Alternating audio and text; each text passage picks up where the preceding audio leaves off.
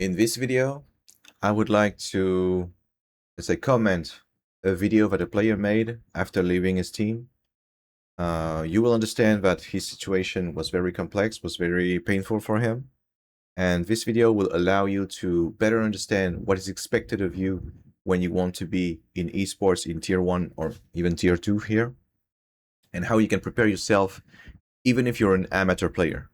You need to understand the reality of high performance in esports so you can be fully adapted to this industry and just enjoy your career the best way possible. To be clear, this video is not a jab about this player.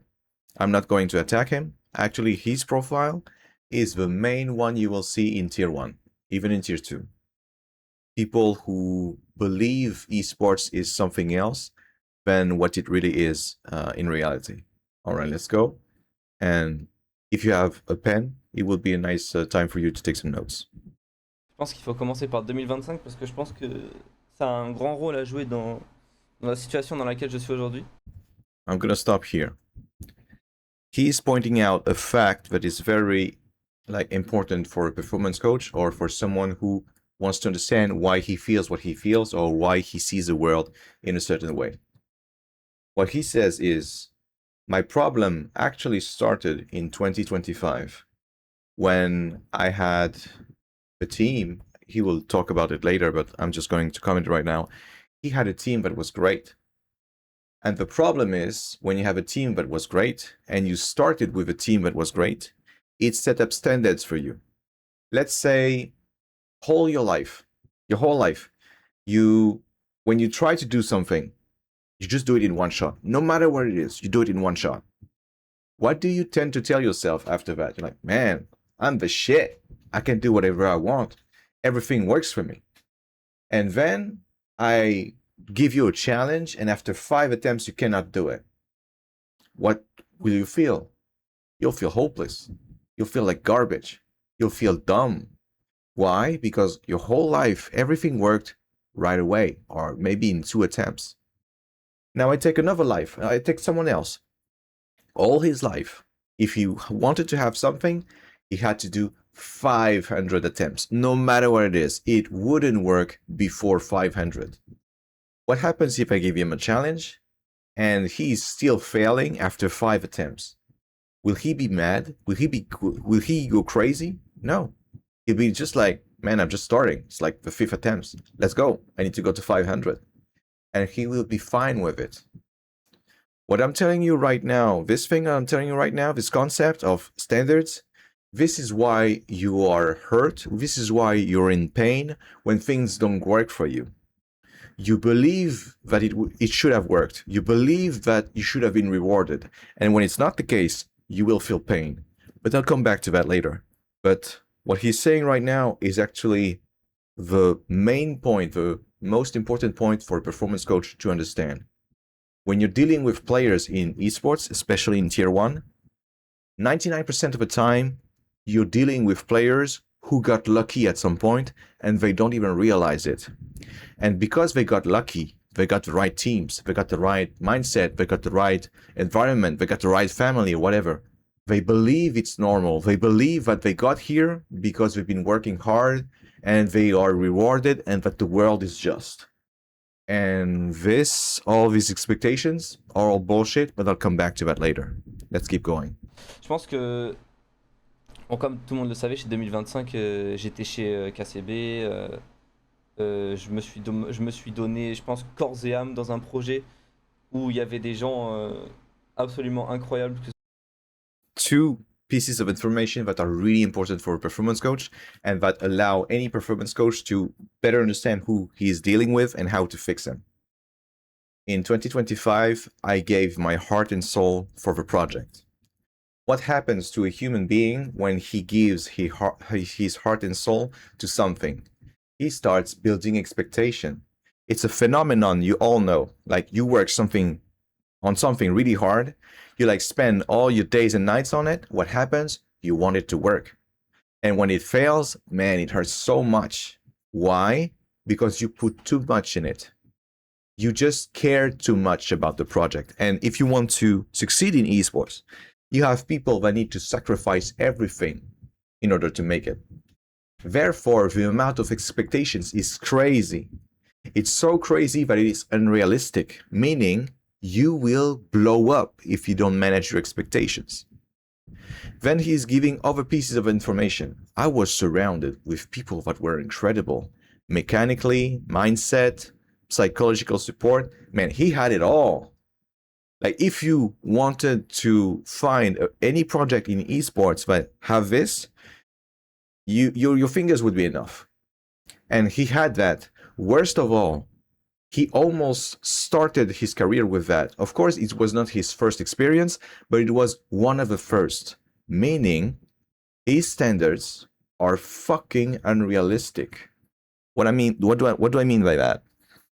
Let's say you're a player, you finally reach tier 1, but before reaching tier 1, you always had trash teams. People not willing to work, people being toxic, people tilting everywhere, people telling you that they fucked your mother at everything, fucking screams and whatever. What happens is if I put you in a team where it's the same thing, will you feel bad? No. You'll be like, yeah, it's Monday. Like, I've been living through this like my entire life. It's fine. Now, let's take the opposite. I take someone and man, all his teams, they were golden. Everyone was nice, supportive, highly competent, highly committed to the goal. It was always fun. Even when they lost, it was like a good time because they would just review each other and help each other and stuff. And then I put this guy in a team that just shit on him all the time, tilting, not committed, always whining. What happens? The guy wants to shoot himself. Once again, what is the difference? Your fucking standards. And in esports, we are champions to put standards that are just unrealistic. Oh man, you can hear this in amateur level as well. Oh man, I can't wait to get in tier 1. I will play only with people who are committed, only with people who are serious, only people who are ready to work, only with people who are blah, blah, blah, blah. These guys believe that when they reach tier 1, it will be paradise. So what happens when they are in amateur level and they don't have that? They are in pain. They are suffering. They're like, man, if only I had teammates that could like work like me, committed as me, whatever as me. And every day is a pain. But let me tell you something very, very directly. In tier 1, you will have the same assholes that you have in amateur level. Why? Because everyone is saying to himself, man, I can't wait to get to this level and it will magically be perfect. And when you say this, do you work on yourself? Fuck no. Do you better handle your emotions? Fuck no. Do you better handle your expectations? No. Do you better prepare yourself for whatever comes at you? Absolutely not. Meaning, you always have 5 dreamers coming to tier 1, having no skills other than the game itself. And yes, every time it goes to shit. Every time I worked with a team as a performance coach, the amount of scrims you could just throw to the garbage was around 80%. Just imagine, you have a team without a performance coach where everyone is just doing their best, but everyone is tilting, some people are running down the scrims, etc. And the amount of garbage you produce is 80%. And why is it 80% today? Because people believe that it's part of a process. When you talk to someone who has no knowledge of performance coaching and stuff, he'll tell you like, man, if there's frustration in the team, it's normal. It's like, it's part of a competition. It's part of esports. You can't do it. Competition is intrinsically frustrating. It's false. But why do people say that? Because they're not competent. Not like, I'm not insulting them. It's just a fact. They do not know what they're talking about. And when you do not know what you're talking about, you're just thinking like anyone else. Like any monkey that could just watch football or whatever, they'll just tell you what they feel. Oh yeah, frustration is part of a life. Like you can get rid of it. It's false. If you really want to reach the highest levels, you need to destroy frustrations. You need to destroy expectations. You need to have better goal settings strategies. But we will discuss about all that in the video. So what I want you to note down here is that this player has unrealistic standards because early in his career, he had the good life. He had the good team.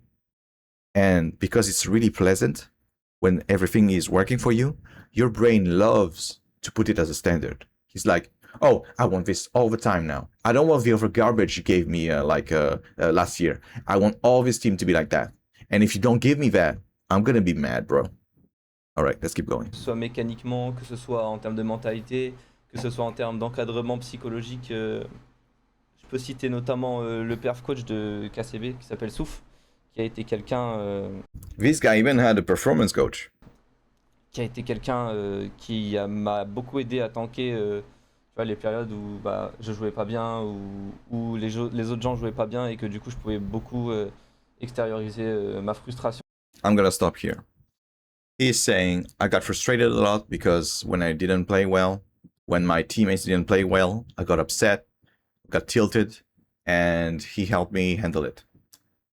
There is something that you have to understand. You're not supposed to be frustrated when you don't play well. You're not supposed to be frustrated when your teammates are not playing well if you want to reach high performance. Why do people get frustrated when their teammates don't play well? Because their role model are fucking streamers who have absolutely no qualifications in order to reach performance.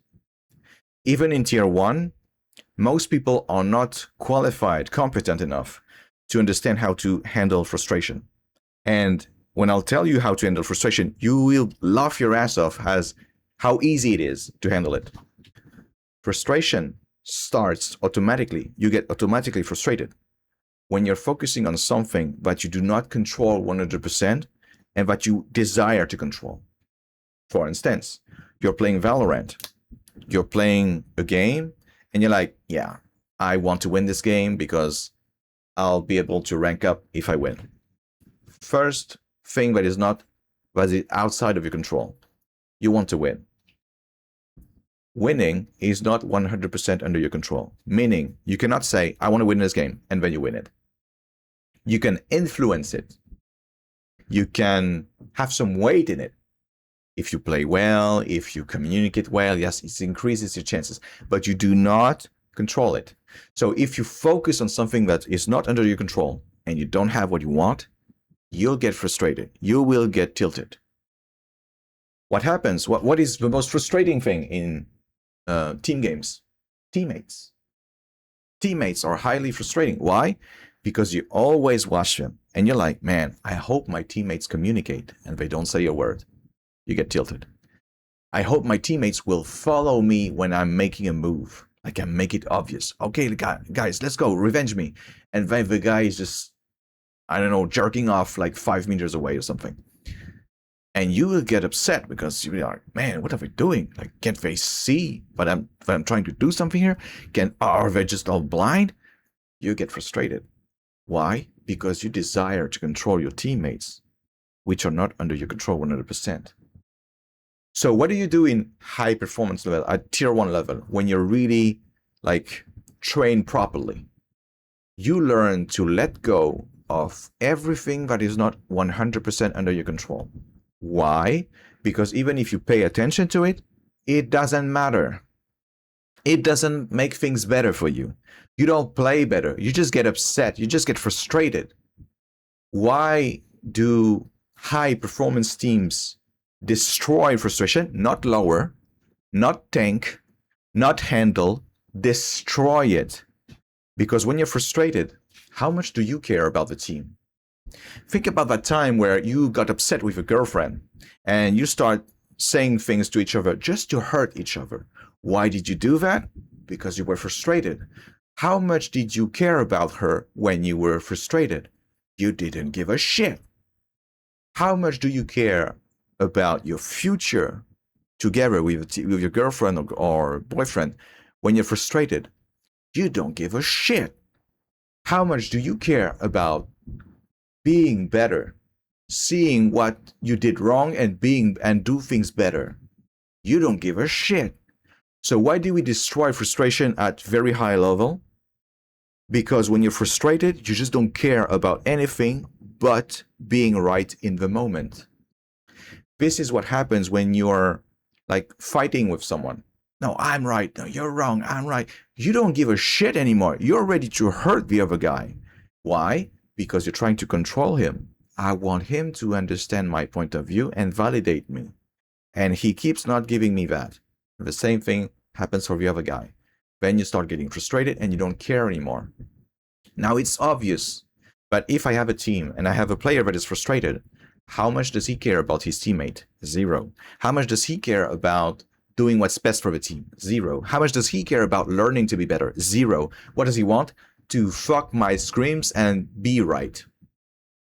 He just wants to hurt us. The same way you just want to hurt your girlfriend when you are mad at her.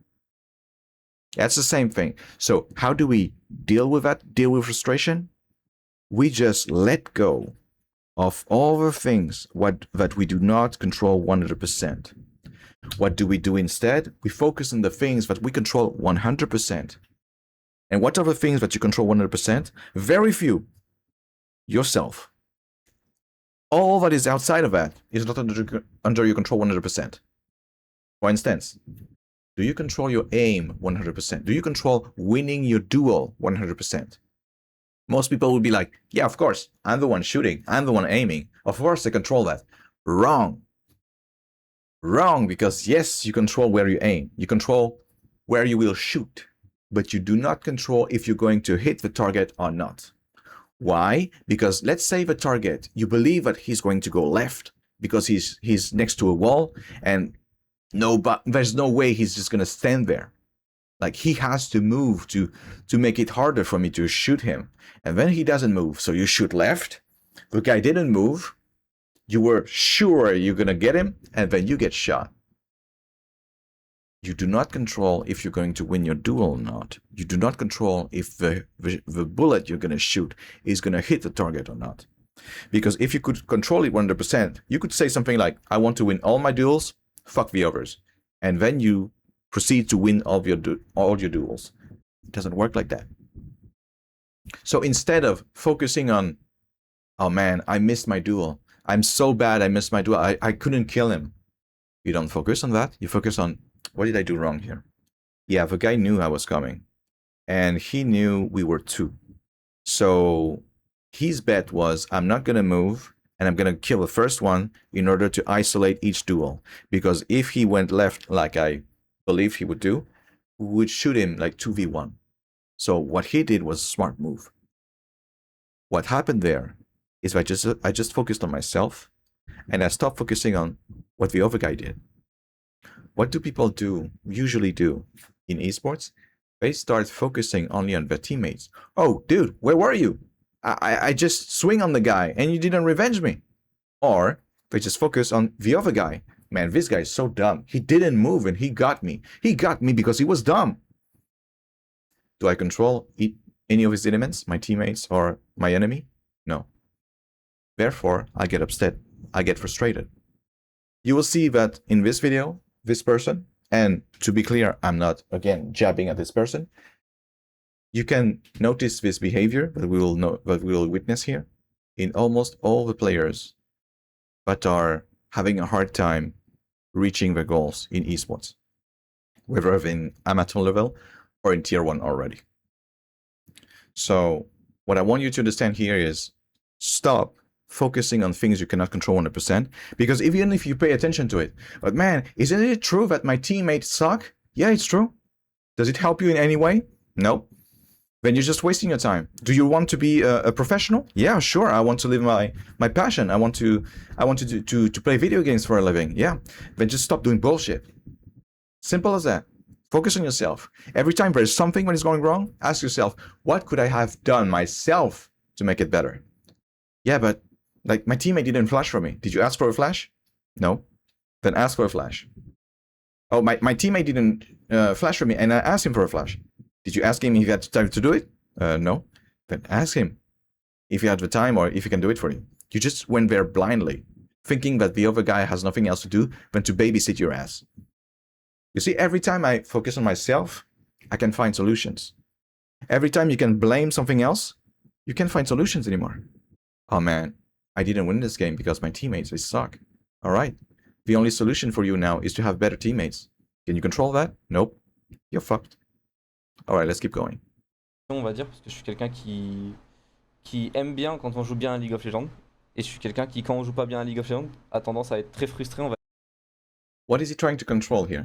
He says, I'm frustrated because I want to play good League of Legends, and when you play bad of League of Legends, I get frustrated. What is he trying to control 100%? The quality of his games, the quality of his teammates, the quality of how people will play overall. Do you control that 100%? Can you say, I want this to be that good every fucking time? No, you can't. You can't. Meaning, you need to let go of it. Stop wanting things to be easy for you.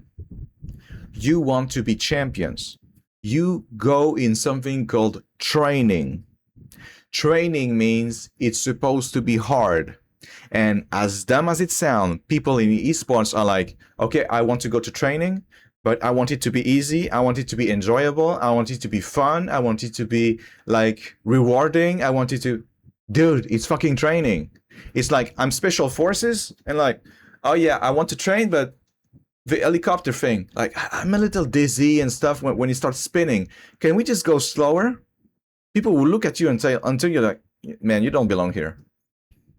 You go to training and you get frustrated when it's hard. You go to training and you're upset when someone is making a mistake. It's called training because it's supposed to be hard. People are supposed to be making mistakes.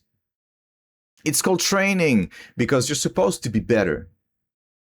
In esports, we are the only industry where people go to training. I want to have fun. Because, you know, it's still a video game after all. Fuck you, bitch. Wake up. It's a job. People are paying you to be the best. It's no longer just a game. It's like in football. Nobody is saying, like in the greatest teams, dude, it's just a game. Like if I want to not pass, I'll not pass. If I want to do random shit, I'll do random shit. No, nobody says that because they know it's a job. So what happens here? He's trying to control the quality of his games. You do not control that. What is the greatest like quality characteristic you can develop as a champion? Like if you want to be a champion, what are the qualities you will need? 9 times out of 10, people will tell me I want to be ready to adapt to anything. Exactly. And what is the price to pay in order to be ready to adapt to anything? In the present, you need to have shitty games. In the present, you need to have these teammates that are random. You need teammates that start running down your screens and all. And when that happens, you need to adapt. You need to find solutions. You need to find a way to win anyway. So all these people in esports, they want qualities of champions. I want to be adaptable. I want to have a work ethic that is crazy. I want to be like so creative. Like when I'm stuck against the wall, I can always find a solution. Yeah, you want all that? The price to pay to get all that is to have a shitty life today. And when you have that shitty life today, instead of bitching, moaning, whining, you start working. You keep doing the stuff you're supposed to do. When I tell you all this, you understand what is happening in your mind. I'm modifying your standards. You had unrealistic standard before. I want the great teammates. I want the communicative teammates. I want the guy that is always joyful. I'm the guy that blah, blah, blah. And then you're like, man, he's right. I need to fucking get locked in here. This is a fucking job and I'm surrounded by monkeys. Why do I expect monkeys around me to do better? I need to do better. And when I do that, the next time you go in a game and you have a monkey with you, do you know what you tell yourself? Like, yeah, I'm in a circus. Let's fucking enjoy it. And you will train your fucking ass off. But because you had unrealistic expectations before, like you play in Valorant in ranked, I'm always laughing my ass off when I hear this. Man, nobody's communicating. I'm so upset. Like, okay. Does that happen like often in Valorant? Yeah, all the time. So if it happens all the time, why don't you adapt? Why is your standard still, I want people to communicate? Oh, because I want to win. And because I want to win, I need them to communicate. Yeah. And do you control winning? No. Do you control your teammates? No. Then does your method work? No, it's shit. Yeah. So what you should do? Change method. Exactly. And the method I want you to use is control yourself. Control the only thing that you control 100% yourself. I can either blame the world for not working like I want it to work, and this is the topic of a video that we'll see, or I can just adapt to the world. I can understand that the rules I was playing by don't exist. And this we'll see a little later. On va dire.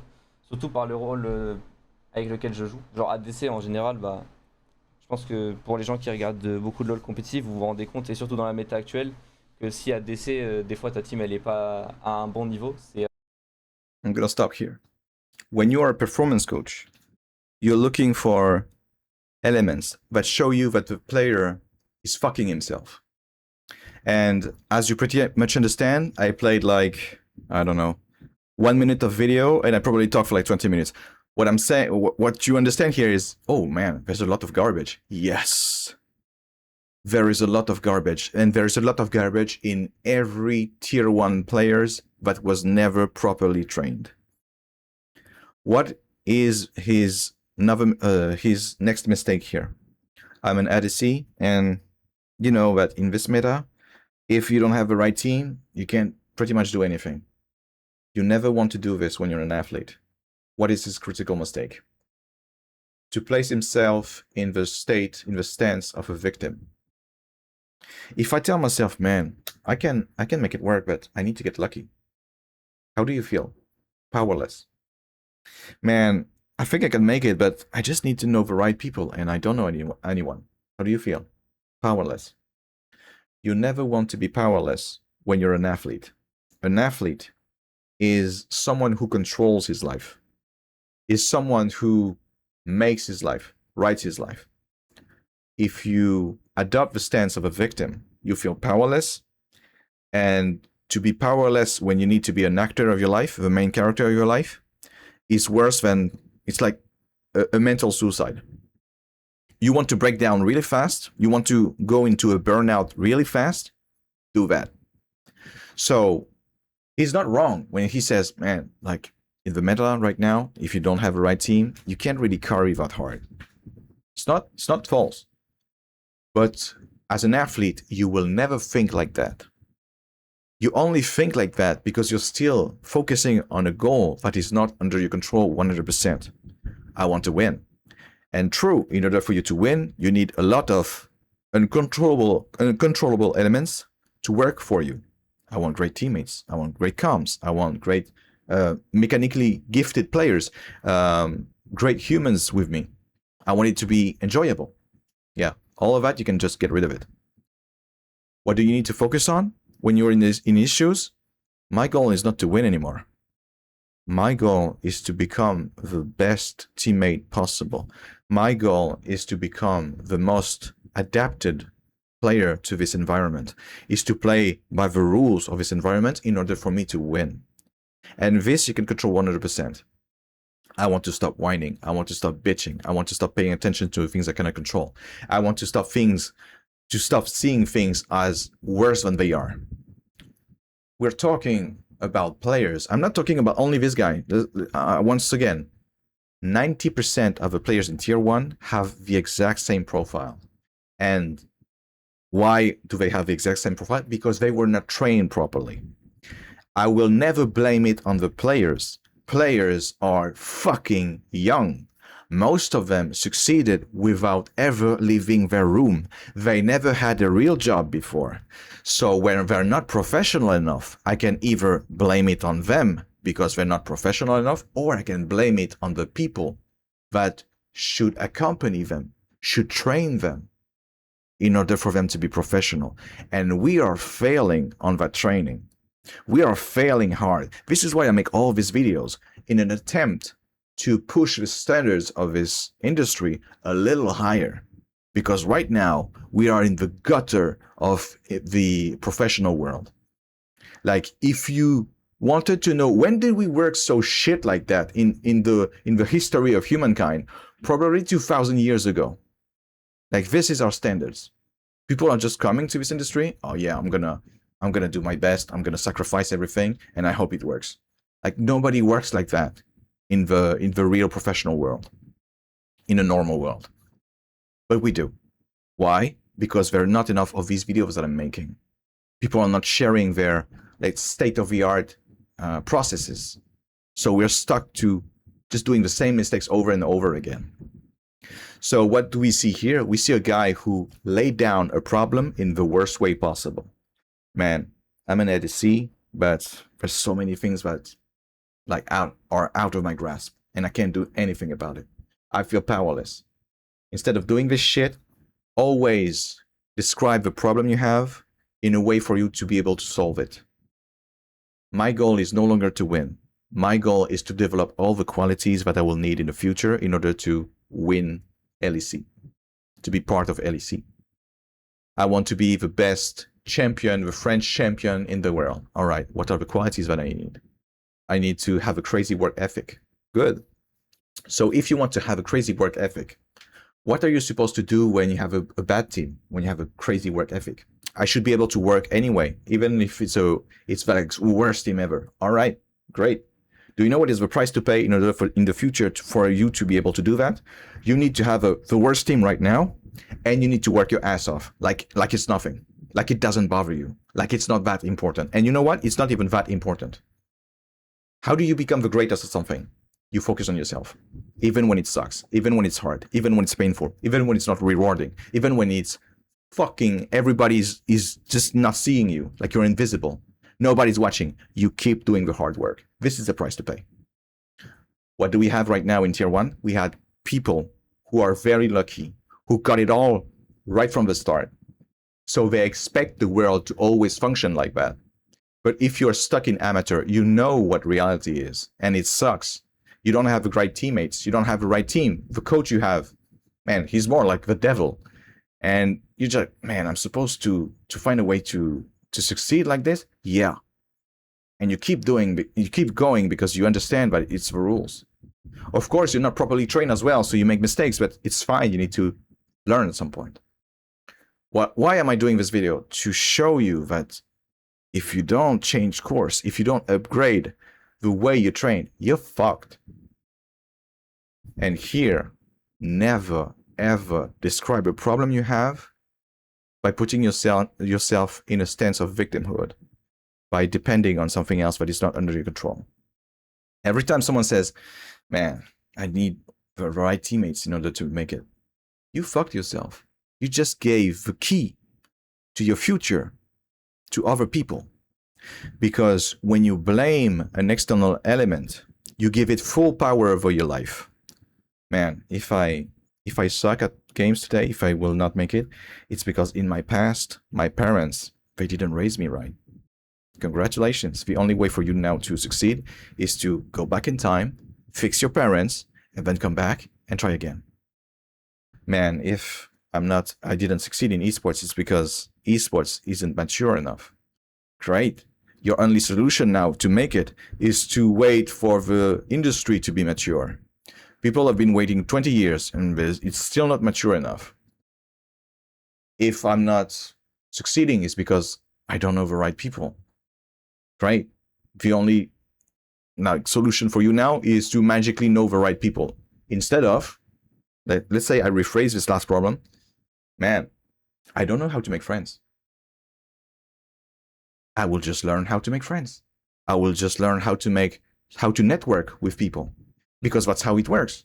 How do you think I have jobs? I show people that are in need of my skills what I can do. This is exactly what I'm doing with this video. And because I'm doing it at the same time and helping people are getting better. And one day they will be in a spot where they are important enough. And they would be like to their manager or general manager, we need a performance coach. And the guy would be like, okay, do you know someone else that is competent? Yeah, I know this asshole that keeps insulting me for 5 years and it worked. And like, okay, let's get this dude. And here, what I want you to stop doing is stop saying that the key to your success is in the hands of assholes that are just fucking monkeys. You need to keep this key in your pocket at all times. So instead of saying, man, in this meta, I'm gonna be honest, ADC, you don't have that carry power.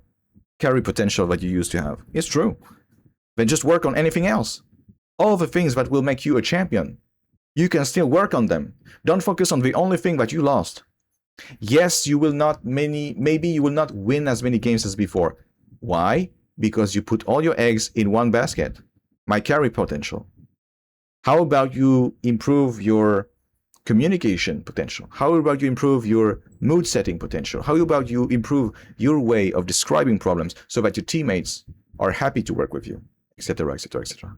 All right, let's keep going. C'est difficile de, de faire beaucoup de choses, on va dire, dans une équipe. Du coup, voilà, KCB, je pense que je me suis donné à fond dans un projet où, tu vois, je pensais qu'on pouvait tout gagner. All right, next problem. I know what you're thinking, like, man, every time he says a sentence, there's a problem. Yes, because when you want to reach high performance, there's a very fine line you need to operate on. You go too much to the left, you're too much something. You go too much to the right, you're too much something else. It's painful until you understand that there are very few rules that will allow you to be on the edge no matter what. What's happening here? I gave it my all because the project I had, man, I was sure we could win it all. And you're like, I don't see what's wrong with it. I'll tell you what's wrong with it. If you operate like this, oh man, I see that the project is awesome, I'm gonna give it my all. What do you do when you have a shitty project? Well, I'll just do less. Yeah. And then you fuck your career. Why? Because most of the time, you will not have a team who can win it all. I'll tell you why. It's like mathematic. How many winners are there for each tournament in esports? Like, there's a tournament. How many winners? Oh, there's only one. Yeah. 15 losers. So you're in an industry where there are 15 more times losers, 50 more losers than winners. Basically, you're in an industry where we manufacture way more losers than winners. And you're like, I'm going to have an idea. I'm going to work only if my project can win it all. Meaning, I will teach my brain to fuck myself every time I have a project that is not perfect. What are the chances that you will improve? What are the chances that you will get better? But what are the chances that you will improve so fast that you can catch up with the people that are in tier 1 already? None. And you know what? This mistake, you do it in amateur level as well. I fucking see you. Like, why don't you review your game? Oh, because nobody else is doing it in the team. So I told myself, like, I don't need to do it. I don't understand your reasoning. Like, don't you want to be a champion? So, yeah, sure. Of course. And shouldn't you be able to review your games? Yeah, totally. So why don't you fucking do it? Oh, but it's just that the project I have, it's not that good. Who gives a shit? Can you imagine being the best, but only when it's easy for you? Because that's the path you're taking. And yes, I know that when I said it, it sounds fucking ridiculous. Yes, it is. So when you do something like this, like, man, I gave it all because the project I had, man, I knew it was good. You fucked yourself. Do you know when I want you to give you all? Every fucking time, even on weekends. You want to be the best. The failure rate in esports is 99.99%. You want to be part of a 0.01%, and you think you're gonna get there by working half the time, 15th of the time, you'll never make it. And this is good for you because all the other like competitors, they're doing this mistake. So if you don't do it, you just pass them on. You just overcome them all. So fucking work, even when it sucks, especially when it sucks. Show your brain that you're not dependent of your environment. Because if you're dependent on the environment, you're not good. Your environment, you're good. And if I strip the environment from you, you got nothing left. You don't want to do that. All right, let's keep going. Et je pensais remonter en LEC suite à ce projet et je pense que All right, I'm just gonna note down all the mistakes because I'll have to tell you how many mistakes I identified. Now, another sentence, and of course, another mistake. I thought I would be promoted to LEC back to LEC, sorry, as I just won it all. Here, he expressed what we call an expectation. if you want to succeed in esports, you need to have zero expectation. And most of the people will be like, oh, I'm going to stop you right there. Like, I need to have expectations. I need to be like, I want to be the best. I want to be the greatest. I want to win this. I want to win that. No, you're confusing expectations with ambitions. Ambitions is necessary. Of course, I want to be the best. But expectations is, I did this, therefore I will get that. Like the world is fair. Like you turn on the TV, watch the news, you see people getting bombed for no reason, and you're like, yeah, that's a just world right there, right there. Yeah, this guy that got bombed, yeah, fuck you, man. No. World is unfair. People are in tier 1 today, not because they're the greatest. Not only because of that. There are people in tier 1 already, right now, but don't belong there. And there are people in tier 2 that belong in tier 1. Why are they not promoted? Because the world is not fair. And you need to work on it. You need to find other ways to promote yourself so that you can be where you belong. But when you have the expectation of, I want it all, therefore I need to be promoted, what happens is you have crazy expectations. Then reality hits. Nobody cares, bro. You're nobody. You're not promoted. The discrepancy between your expectations and reality, that is suffering. So how do you deal with it as a performance coach? You take the expectation of a player and you fucking shoot it to the ground. The world isn't fair. You'll have to work like your ass off. You have to be so good. You have to be undeniable. People will know that you're so good. Like even the asshole stuck in the toilet knows who you are. When you reach that, yes, you will be promoted. You need to be undeniable. If you're just good at the game, congratulations. You just have the same thing as everyone else in the industry. You're playing the same game. And in amateur level, you do these mistakes as well. You're like, man, if I'm the best player, of course I'm going to be promoted. Congratulations. As everyone else in the industry is doing the exact same strategy, you are in competition with 5 billion people. But what if you say, okay, I may not be the best, but I need to showcase what I can do. I need to show to people all the problems I can deal. I need to show the teams how I can be an asset for them, how I can be like easy to work with, how I can motivate my teammate to do more, how I can blah, blah, blah, blah. And I need to make myself visible. How many players are good and are visible? Suddenly there's almost nobody. Meaning you're not competing with the same weapons as everyone. Meaning you have an unfair advantage. Meaning while all the others, even if they're great, they're fucking invisible, therefore they'll have no opportunities. Even if you're not that good, because you're visible, you will be hired. Why do I make these videos? Because I know that each video I make, where I showcase what I can do, get me contracts. Why do the others don't make videos? Because they're fucking scared of making videos. Therefore, they'll never have jobs. Why do I win? Because I play an unfair game, with unfair rules. Why do they lose? Because they're playing the wrong game. Like most players in esports, why is the failure rate 99.9%? Because people keep playing by the wrong rules. They're not playing the right game. Therefore, they don't get promoted. Therefore, they get upset when they're not promoted. Man, I just checked my rules, and it says that if you are good, then you get promoted to LEC. So why am I not promoted? And I'm like, okay, who wrote these rules? Well, me. And who the fuck are you to dictate how the universe should work? You're like, hey, universe, I want the world to work like this, or else I'm gonna be mad. And what does the universe tell you? Who the fuck are you, bro? Like, I was there before you. I will still be here long after you're gone. You're fucking nobody. You think you're the main character. You think you can tell me how to work? Fuck you. Enjoy your shitty life. Enjoy your suffering because you don't want to play by the rules. And you know what's best? Is you're acting like this because you want so bad to succeed in esports.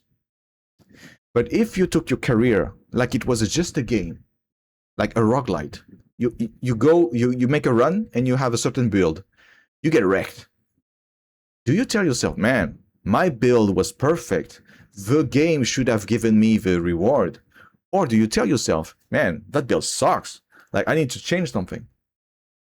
If your career was a fucking game, you would have won already. You would have adapted already. You would have accepted already how it works. But the second you took your career as something that is so important for you, you started creating imaginary rules. If I work hard, I'll get promoted. Who the fuck told you that? Oh, it was my manager the first time I got in esports, okay? And this manager, in which professional team is he? Oh, he's just nobody. He's like 40 years old, a complete failure. He never did anything in esports. Okay, so why do you listen to someone who failed? Why are you following the rules of someone who failed? Why do you keep believing in bullshit that doesn't work? Oh, because I like the rule. And that's the sadness of this industry. People, they do not believe that if you work hard, you'll be rewarded. They believe that because it makes them feel nice. It makes them feel that the world is fair somehow. Oh, if I work hard, then I deserve my spot. Man, does that feel nice? Deserving something. Like the world owns you something, you know? You know what happens? I get contracts. Am I the best? Fuck no. Fuck no. Because I'm sure there's somebody who's better than me, but guess what? He's fucking invisible. He's too scared to make videos. He's too scared to showcase what he can do. And do you know what we'll get? Nothing, because nobody knows he exists. You need to understand that. You need to play by the rules that will give you a chance to win, not by imaginary rules that make you feel good when you think about it. So here, what the critical mistake he made was, I have an expectation. And what should have happened in his career if the industry was at the right standard? A performance coach should have fixed that. A performance coach should have told him, man, I see that everything is working for you right now, and I'm really happy for you, but you are incredibly lucky, and it's fucking up your standards, and it's fucking up how you see the world, and it's fucking up how you believe the world works. Therefore, the second you will enter in a project that is normal, you will collapse. You will be destroyed. You will self-destruct. And I need to prevent that. And then I show him other people, other professionals and their career. You see, you managed to do that in 2 years. Here's the average time. It takes 7 years. Oh man, does that mean that I'm really good? No, it means that you got fucking lucky. Because you believe it's only on you.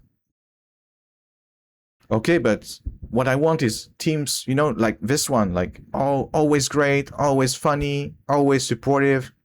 All right, here is the situation in 99% of the teams. There's always something bad. There's always something worse. People are always tilting. 80% of the scrims are thrown to shit. And they're like, oh man, I think I'm very lucky because almost all our scrims are great. Exactly. You're fucking lucky. And you need to enjoy it. You need to push that leverage that is so good for you. You need to use it. But you do not make the mistake of thinking that what you have right now is what you will always get. Because if you do this, you will blow up. And this is what happens with most tier 1 players that were awesome. They were so great. And then suddenly they're trash and they keep going down. Because they don't update their fucking standards. Oh man, I had this great team like 3 years ago, but for 10 years straight, I only had bad teams. Oh, so you just updated your standards and now you can perform even in bad teams, right? No, I just kept my standards from like 10 years ago and I'm just fucking myself every day. Why do people do this? Because they want it too bad. And they have a choice. Update my standards and understand that maybe I got there because I got lucky, which is really painful for someone who deeply believes that he got there because he was hard work. Or I could just fuck myself along the way and keep believing that the problem is not me, but the rest of the world. People will choose this option and they will fuck themselves. Don't do that. J'aurais dû remonter en LEC.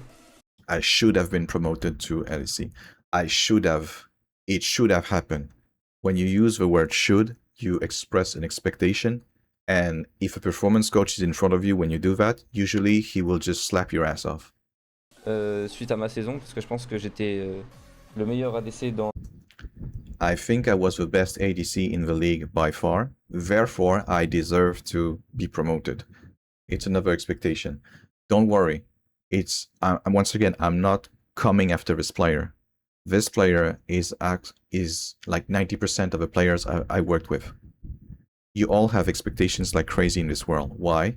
Because when you work so hard on something, whether you want it or not, your brain automatically builds expectations. He needs to understand why you're doing all this. And if you tell him, dude, I'm gonna work so hard, and maybe if I get lucky, I'll have my reward. Your brain is like, fuck you, no way, we don't do this shit. But if you tell him, man, if I work this hard, I will get everything I want. And your brain is like, this I like, bro. Okay, keep going. And then it will feed on this lie. So you need to tell yourself, yeah, yes, it will pay off. Yes, you will go to LEC, but never as fast as you want. Never when you want it. Never how you want it. There are people who are very good in what they do. They got promoted only 4 years later. By the time people got understood fully that how good they are, how much an asset they can be for a team, now they got promoted. And let's be honest, there are many players, who are promoted in the league above too early, and then they have to go back. This is what I would tell this player, like, man, you're feeling like this is a downgrade, but actually it's like the main road for everyone. You got promoted too fast. You did great, but not great enough, and for some reasons you were not promoted. You didn't stay there. It's fine. There are other rules. There are other ways for you to get promoted. You're fine. But nobody told him that. So he kept believing in this shit, and he kept suffering in his mind. Dans la ligue et en ERL, avec tous les efforts que j'ai fait, etc. You see how he says? With all the efforts I made, I had to be promoted. Watch out for this. You're building up expectations. How do you get rid of expectations? I worked like crazy to get there. But do I expect to win? No, man. Every fucking day, I fight for it. Every fucking day, I'm like, I need to make another video. I need someone to know that I exist. I need someone that will hire a performance coach to think about me. I fucking fight for it every fucking day. Because the second I believe, like, I did enough, I'm gonna stop working. I'm gonna stop pushing myself. What happens? I die. This is the reality of competition. Either you swim or you sink. And if you think you can just, I don't know, just wait for it, you're dead already. Et je pense que, avec tout le respect, je pense que tout le monde dans ce roster aurait dû monter, mais ça. I think everyone in the roster I was in should have been promoted. So not only did he have the proof that he wasn't promoted because being good at what you do is not enough, all his team wasn't promoted and he still didn't update his imaginary rules. Once again, I'm not taking a jab at this player. I'm describing the issue you will have with almost all the players you will face in Tier 1, you will work with in Tier 1. They are full of expectations because nobody trained them properly. They are full of, it should have, it could have, it's not normal that. You need to get rid of all that. Why do I make this video? Because I need you to understand, if you are a CEO right now, if you're a general manager right now, and you hire the best profiles, you need to understand that the best profiles right now are not the one you're being fed with. Meaning, a best profile in esports right now, you will see it's dumb as fuck, is basically the youngest player who managed to skyrocket his career.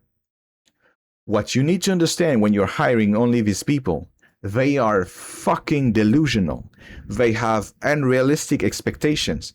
And if you don't hire someone who can lower their expectations, who can make them fight no matter what, you will have people who'll be like, man, this team is not perfect, so I can't win, I can't fight. Sorry, I'm gonna get upset. I'm gonna run down the scrims. I'm gonna go crazy.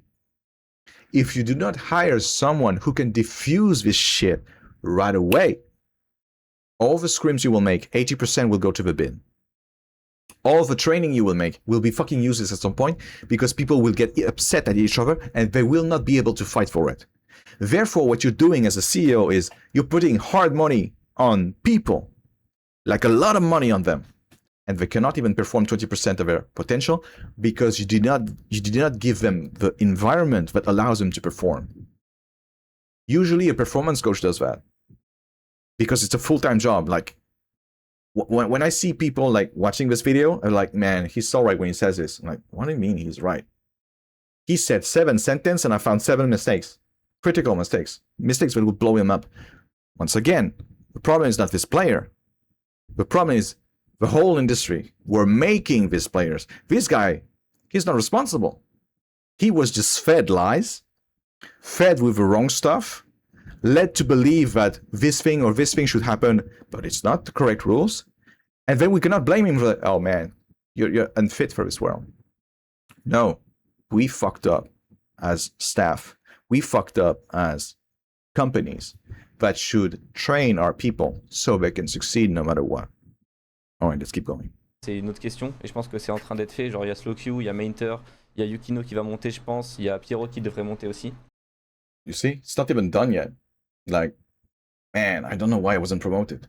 Maybe because the whole team wasn't promoted. So maybe the rules you're playing by, if I'm good, I get promoted. It's not that accurate. Mais ça, c'est d'autres trucs. Et je pense que je suis pas monté pour des raisons extra-sportives. Another example of why your expectations will kill you if you want to reach high performance. Here, he has evidence that I wasn't promoted because something else. Not because I wasn't good enough, but something else. Any sane person would be like, oh, okay, I was playing by the rule that if I'm good, I get promoted. But I understand that I wasn't promoted because of this. Okay, let me update my rule. I need to be good at the game and I need to be great at XYZ. But people don't do that in esports. Why? Because they want it too bad. And when you want something too bad, you want it in a certain way. Oh man, I want to get married with a woman. She has to do this, that. Okay, dude, what about the cost? Like, do you do something for it? Oh, no. It's free. Like, she just does everything, and me, I'm just fine. Like, I can do whatever I want. I can play video games all day. This is basically what you do when you're working with players in esports who got lucky, who are like these hot players everyone want. You get that. So you need someone to adjust their expectations, adjust their rule set, so that at least they don't suffer for nothing. Because that's the real funny thing about suffering. You understand that this guy is suffering because his expectations are just too high. They're unrealistic. Therefore, his suffering is just made up. If someone managed to lower his expectations, he wouldn't even suffer. Like, it's not the situation, it's not reality that is making him suffer. It's his expectations compared to reality. Meaning, when you suffer in esports, it's just in your head. It's just in your mind. You can make it stop just by adjusting your fucking standards, your fucking expectations. Okay, keep going. Qui sont juste malheureuses et qui, moi, m'ont beaucoup affecté mentalement. It affected me greatly mentally. I had expectations that my non-sportive, let's say, limitations shouldn't be as painful or shouldn't be as important as I want. And reality hits, and people are paying too much attention to the non-sportive criteria. Why do people pay more and more attention to these criteria? Because 80% of the screams are going to the bin. Because when a coach is trying to work with players, he can only provide 20% of what he would actually want to provide. Not because he sucks, but because people have way higher expectations, unrealistic expectations, and they just start bickering each other every fucking time instead of working together. I know that with this video, you feel like, man, like, is it possible to have a team that works? Yes, it is. Like, with all the mistakes that I will list, there will be like 20 of them. You can fix it in maybe 2 weeks. Let's say 3 weeks if you're slow. If you know what you're doing. If you don't know what you're doing, you just have a season of pure suffering. You will destroy the mental of all the players that will work with you. and you will probably look like a fool in front of your fans because it seems like you don't know how to do shit. And this is costing you a lot of money. So my advice is also, please hire someone who can just fix this, because right now you're paying a lot of money for a team but cannot even perform. So all the money you're just spitting at them, you're just wasting it. All right, let's go. Parce que j'avais vraiment donné toute ma personne et tout mon temps pour justement remonter. All right, quickly. I worked a lot, expectations go high. And second mistake he made, I wanted to be promoted. Do you decide 100% if you're going to be promoted or not? Are you the only person who says, I'm going to be promoted, and then you're promoted? No, you made a critical mistake here. Your objectives are always 100% under your control. When I work with a team, I don't tell myself, if I do good work, I will be renewed. I tell myself, whatever I do with this team, I need to make sure that it allows me to find another contract right after. Therefore, whatever I do with a team, I just note it down and I see how I can like highlight it in my next contract, in my next negotiation to have a contract. Let's go. Remonter dans cette ligue parce que je voulais y jouer. Et après, il y a eu le projet French Flair où j'avais beaucoup d'espoir. Je pense que. Okay, for those who don't know, French Flair project was a project built to regroup non-LEC players, but we believe that some people believe should go to LEC. Meaning, when it was marketed, presented to the whole world, people said the French Flair project is about have these players, these great players together, have them win everything, and then they'll be promoted to LEC.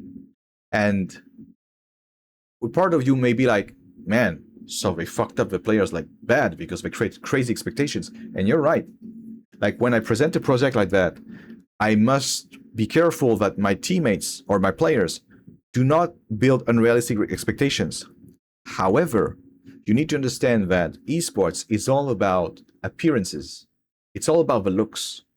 So when I present a project, I won't say like, oh yeah, this project is just a friend project, don't worry. No. I will do this. I will say this, like, this project is going to rock the world. It's going to be something new. We're going to regroup the greatest prospects that should be in LEC, and they will win everything, and they will be promoted in LEC. When I say this, I do a second meeting, an internal meeting. Hey guys, players, thank you for coming.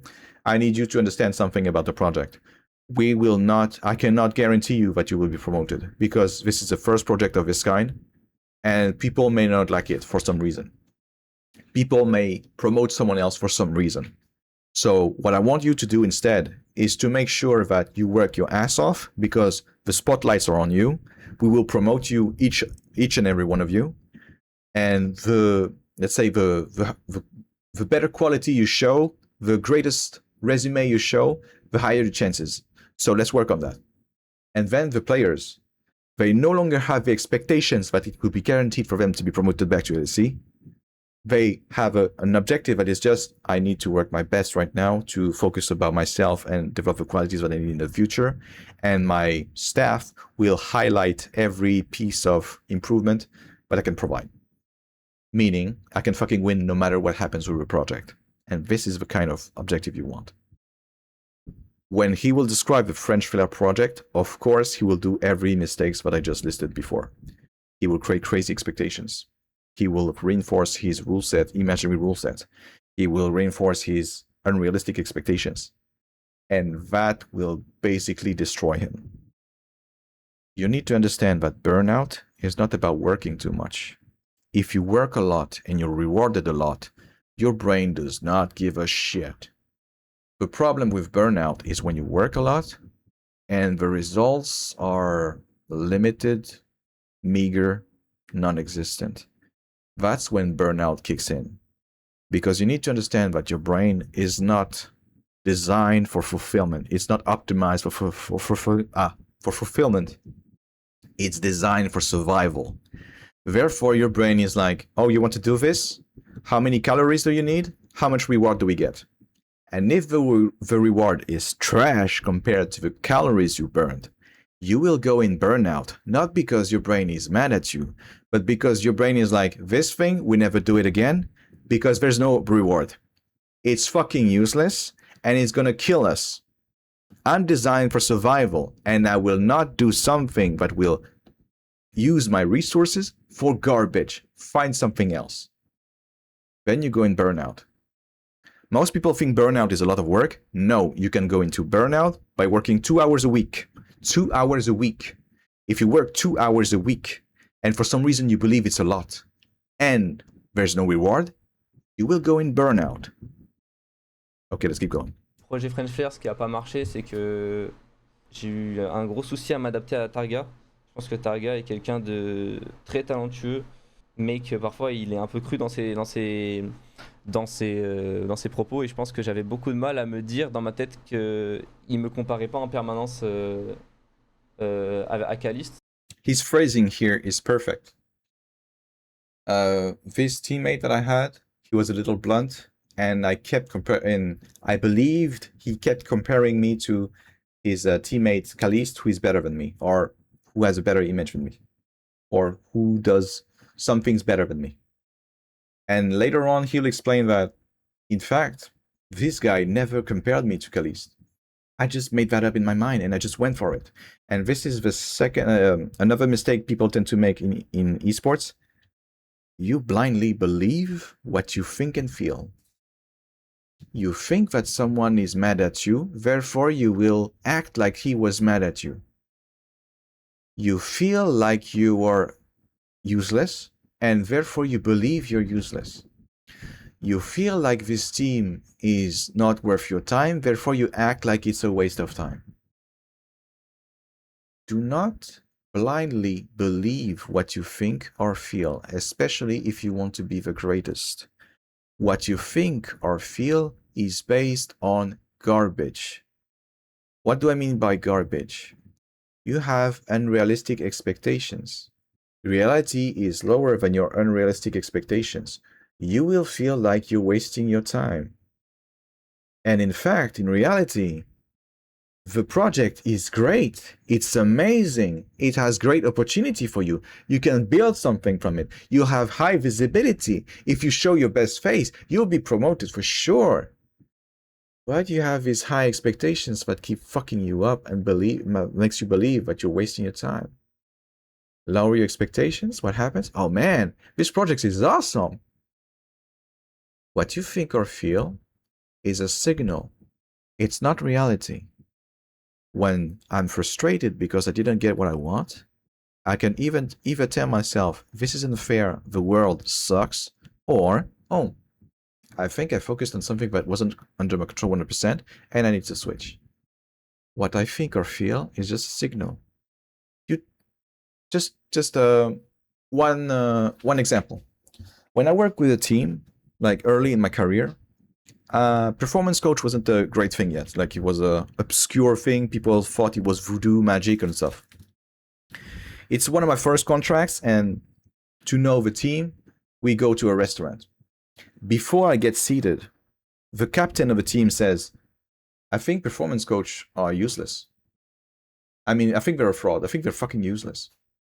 And then suddenly around the table, like, nobody's talking. Everything is tense. The whole room detected that the tension was high as fuck. And what did I feel at the moment? Unfairness. I barely came here. I wasn't introduced yet, and they're already taking jabs at me. I felt attacked.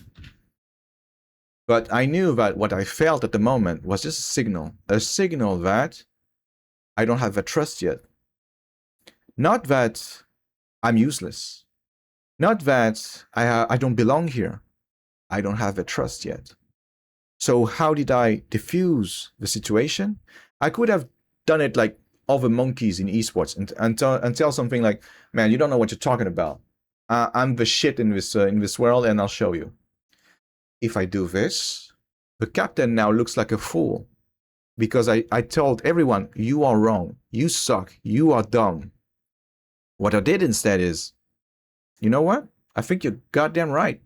Tell me more. Tell me more how useless performance coaches are. And he's like, yeah, every time I work with a performance coach, he did this breathing exercise. And I can't give a shit about breathing exercise because I need to play my game. Then you will tell me to do some sports. Then you will tell me to blah, blah, blah, blah. He started listing all the bullshit he didn't want me to do with him. And I'm like, keep going, bro. Give me the user manual to work with you. And I'm like, yeah, keep going. Yeah, you're completely right, man. This breathing exercise, come on, bro. It's garbage. It's voodoo shit. And then he's like, okay, I think I'm done. Now tell me more. What would you like to work on? And then he started listing all the things he wants to work and what is really important for him. If I reacted like any monkey in the tier 1, if I tried to tell him that he was wrong, how much data would I have collected about him? None. Instead, what I did, I just take it as a signal. Oh, I don't have a trust. Let's build trust. Tell me more. What would you like to work on? Tell me what is important for you so I can help you get it. And it was the best, one of the best contracts I had. And it started rough, but only because the captain felt that I was useless. But it's not because he felt this way, but it was reality. And it's the same thing here. He will talk about the problem. Man, I felt like I wasn't enough. I felt like he kept comparing me. And at some point he will say like, in fact, it was all in my mind. And I want you to understand this. All the problems you have in esports, they're all in your mind. They're coming from unrealistic expectations, unrealistic standards, but makes you believe that the world should be different for you. But it makes you believe that your adventure in esports should be different for you. Et comment vous dire ça? C'est qu'en fait, à chaque fois quand je jouais, j'avais cette pression de pas faire assez bien. I had this pressure of not doing enough. Funny thing with pressure, it's all made up. Like it's all in your mind. Oh, if you don't do this, I'm gonna kick you out. And I'm like, okay, good to know. I don't have pressure. Why? Because I understand that he gave me the rule, and I just need to do what I need to do in order to satisfy the rule. I don't need to put pressure on myself. Yeah, but what if he kicks me out? Yeah, then I'll just find another project. Like, I keep going. I keep fighting. Oh, yeah, you're right. It's bullshit. What if I grow older and I'm still not pro? Then will you stop? No, I keep going no matter what. Then keep going no matter what. Pressure is something you put on yourself, on your shoulder. The second you understand that pressure is fucking useless, you stop making things up just to feel pressure. You believe you need to put pressure on yourself because, oh, it keeps me focused. It's wrong. It doesn't keep you focused. It keeps you exhausted. You believe that you're doing everything you can, but you're highly limited. Stress is the same thing. Stress is the art of giving importance to things that I have none. I'm so stressed by my manager. All right? Why? Because sometimes my manager is mean. Okay? Why don't you just ignore him? Well, he's my manager. I cannot ignore him. Why not? I'm stressed because maybe I won't have a project in esports this year. Okay? So what is so stressful about it? Then if I don't have a project, I won't be in a team. Yes. And then what can you do? I can just keep working and make a better resume and find a new team. Yes. Stress is automatic when your brain detects a perceived danger. Like, oh man, I have an interview tomorrow. I hope I get the job. The perceived danger is you may not get it. Just dig down. Like, okay, what if you don't get the job? Then I'll find another one. No stress. What if I fail in front of everyone? What if my video here is not pushed by people? Like, people don't think it's accurate. I don't give a shit. It's not my problem. My only objective is to make the video and to make myself sure that people will fully grasp the extent of the situation in tier 1 today, and they know how to deal with it, whether they're players, CEO, general manager, whatever. People liking it or not is not my fucking problem because I do not control this. So when you're a streamer, oh man, I hope I got viewers. What if you don't? Then I'll keep doing it. Yeah. So we don't give a shit. Don't put stress or pressure on yourself because it's all made up. Et c'est quelque chose qui s'est réglé dans le futur du projet quand on a beaucoup discuté d'homme à homme, on va dire, avec Réa notamment. He just like provided the tool that is amazing to solve any problems in issue. Talking.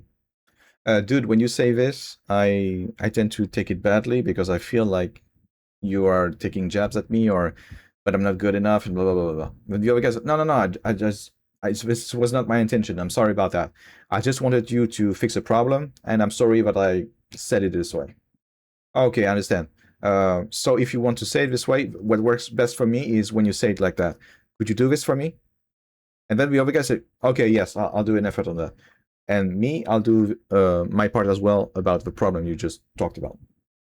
Then you like you respect the agreement, and what happens? Everyone is great. Everyone is building on something that is healthy. All right, let's go. Parce que je pense que les craintes que j'avais vis-à-vis de Targa, en fait, elles n'étaient pas fondées et que lui, il pensait pas ça du tout et que c'était plutôt dans ma tête. Et un autre souci qu'on avait, je pense que c'était qu'on avait Adam au top et Whatever he says, you never want to do this. It's a critical mistake as well. The problem I had, the problem that is pissing me off, the problem that is preventing me from going full all in this project is because one guy in the team, like, I cannot really like him. The critical mistake I just made when I say this is I made my teammate responsible of my situation. I just blame an external factors, and whatever you blame, you give it full power over your life. So if I need to blame something, I need to blame myself, and not blame like self-pitying, like what you see on Twitter when someone loses.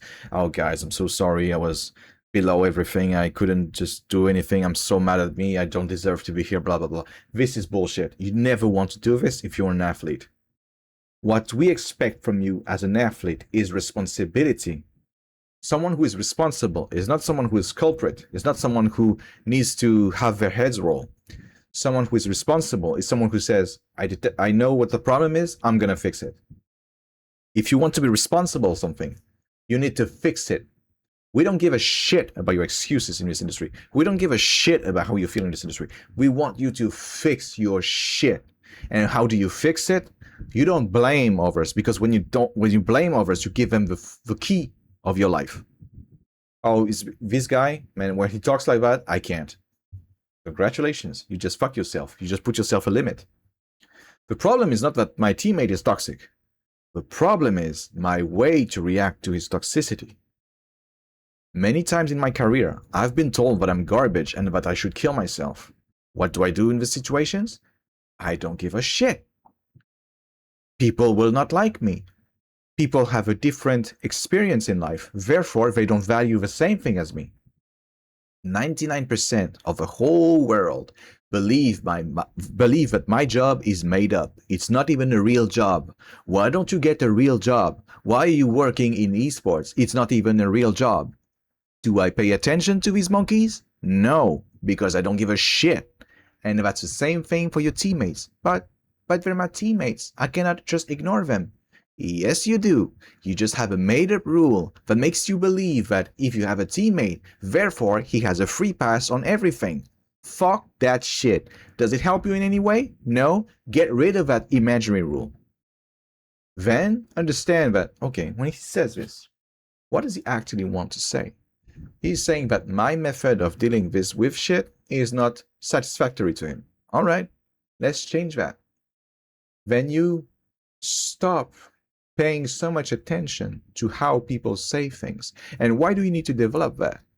Because you will be surrounded by people who were never trained properly. You will be surrounded by people who confuse toxicity with honesty. If you talked to anyone outside of esports like you talk to anyone in esports, right, you would be fired or trained so hard you would not believe it. Like you wouldn't even have time to blink, you will be with HR talking about your ass. But in esports, we're so incompetent that we believe that, oh man, this guy, when he starts telling you shit that makes you like garbage, yeah, in a real world, Like you need to get used to it. It's like part of competition. No, it's not part of a competition. It's part of you sucking at your job. You want to know what high performance is? Real high performance, not garbage high performance like in esports. Go see elite special forces. See how much they tolerate about this kind of bullshit that could get them killed. See how much they tolerate, how much space they have for lacking self-control. See how much space they have for sending you on an operation on the field while you're unstable. You would be amazed how high human beings can adapt, can they go in order to reach high performance. In esports, because we never learn about our mistakes, we never share about the tools what we're using, we never learn. We can never go higher. Therefore, we're doomed to repeat the same mistakes. And then people are so used to it, they believe it's part of competition. We can do nothing about it. Do you know since when did we fix all these issues that I'm talking about? 2,000 years ago. The Roman Empire already fixed all these issues. You would be amazed what it takes to have a lot of men go in a battlefield and get killed for their sigil, for their centurion and whatever. Like you were a nobody and like, oh, I'm gonna die for this guy. You would be amazed by how far you can go. All right, let's keep going. Et pour moi, Adam, en tant qu'humain, j'ai aucun souci avec lui. Je pense que c'est un chic type. C'est juste que je pense qu'en environnement d'équipe, j'ai eu beaucoup de mal à garder le mental, parfois en review et parfois comment. Okay, why do you have trouble keeping your mental state steady when someone is talking bad at you or whatever? Because you have an imaginary rule in your head that tells you that people should respect you no matter what. And I understand where this rule is coming from. You need to go to school, you need to stop acting like a bitch, and you need to stop being annoying to the teacher. So we just create some rule in your mind. Like you should respect everyone and everyone should respect you.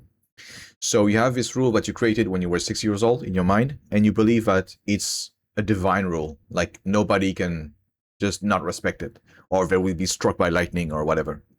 And then you come to the internet and you still have that fucking rule in your mind. And you're like, man, I don't know why people they talk trash at me. Like it's not something they should be doing. When you see that reality is different from the bullshit made up rules you have in your mind, you need to adapt your rules. You need to adapt to reality. And guess what? Once again, if your life was a game, you would have won already. Like you do a tutorial. The tutorial says, oh, if you press this button, the enemy dies right away. And you're like, okay, I'm gonna play the real game. You press the button, it doesn't work. Like, man, I think they lied to me. And then you would just find something else to win the game anyway. But in esports, you're like, yeah, but my made-up rule that I created when I was 6 years old. Yes, today I'm 22, so 16 years later, I still haven't updated my rule, and I get upset because I believe my rule is the right one. Why? Because your parents told you? Did your parents raise you to be a champion? No? Then I don't give a shit about how they raised you. Yeah, but is respect not something that is like important? Yeah, so? So people should give it to me. Why? You're in an environment where people cannot even handle their emotions. They confuse toxicity with honesty. They confuse being professional with being an asshole. What makes you believe that they will give you respect? When you update your rules, I'm going to talk to players who can't handle shit. I'm going to talk to players when they're mad, they're going to come at me. What happens when they come at me? Because I have this expectation that it's realistic. I'm like, oh, it's Monday. Yeah, I understand. Yeah, you fuck my mother. Yes, stuff. Yes. She screams your name. Yeah, whatever. What do you want to tell me? Oh, yeah, this? Oh, yeah, okay. I'll fix it. Thank you for that. Thank you for the feedback, dude. End of story. I do not need you to talk to me nicely because I fully understand that you were not trained properly. I do not need you to follow certain protocols that you were not familiar with. I will not need you to understand fully what I do, and this is why I'm making all these videos to promote my work. Stop following bullshit rules you have in your mind just because it's pleasant. Watch how reality works, play by the rules, win the game. Keep going. Il voyait le jeu et comment il avait quelle manière il avait d'amener les choses. Euh, et j'ai pas envie de le jeter sous le bus parce que je pense. And he shouldn't throw anyone under the bus because every time you have a problem with someone, the problem is never the person. The problem is you. You need to understand that being the problem when you want to reach high performance is a blessing, because when you accept that you are the problem, you automatically become the solution. And when you become the solution, you can pretty much adapt to anything. Oh, someone talked to me badly and I got really upset. They made me really upset. No, you got upset about some bullshit. You told yourself he wasn't in his right to say what he said. Granted, it may not be pleasant because you still have this initial imaginary rule in your mind. But at some point, you just said to yourself, man, I don't give a shit. For instance, when you're playing a fighting game, do you get upset when you need to fight? Or do you tell yourself, finally, I can finally perform the combo I've been working on for 40 minutes. I'm gonna whip his ass. You're happy there's a fight. You're playing a game where people lie to you, Among Us or something like that. Do you get mad if someone lie at your face? No, because you adjusted your expectations, your standards. You knew it's part of a rule. It's part of a game, sorry. And I need you to do the same thing for esports. You want to succeed, you want to be the best. Nothing can fucking stop you. So start playing by the rules. I will be playing all my fucking career with people who are just good at the game, and that's it. That's their only qualification. I'm good at the game. I'm a trash person. I'm the worst garbage as a human being. But I know how to play support, and this makes me awesome. Why not? Play by the rules. Parce que c'est pas cool et je pense que tu vois, il y avait pas que ça. Mais je pense que le mix de l'honnêteté de Targamas et l'honnêteté d'Adam ensemble dans la team, c'était un peu une bombe quoi. Et je pense que I'm gonna be honest with you. When you reach tier 1, people have so much expectations. They aim so high while not being trained properly. You will always have toxic teams. I'm sorry to say you this. Like, if you're an amateur level today and you're dreaming about this perfect team where everyone is nice, it's not coming for you. It's not real. tout le monde a un peu tanké pour ça dans Let's say the default stance in esports when something is toxic is to take it. You do not want to take something. You don't want to sustain something. You don't want to be stricken by something. Resilience is something that we use a lot. And for many people in esports, resilience is about being able to soak up toxicity. Resilience was never about that. Resilience is not about how much damage can you soak up before you break. It's never about that. I have met many real resilient people. I'm talking about people who went to war. These guys were resilient not because they could take up so much damage. They were resilient because they understood the reality of their world and they accepted it fully.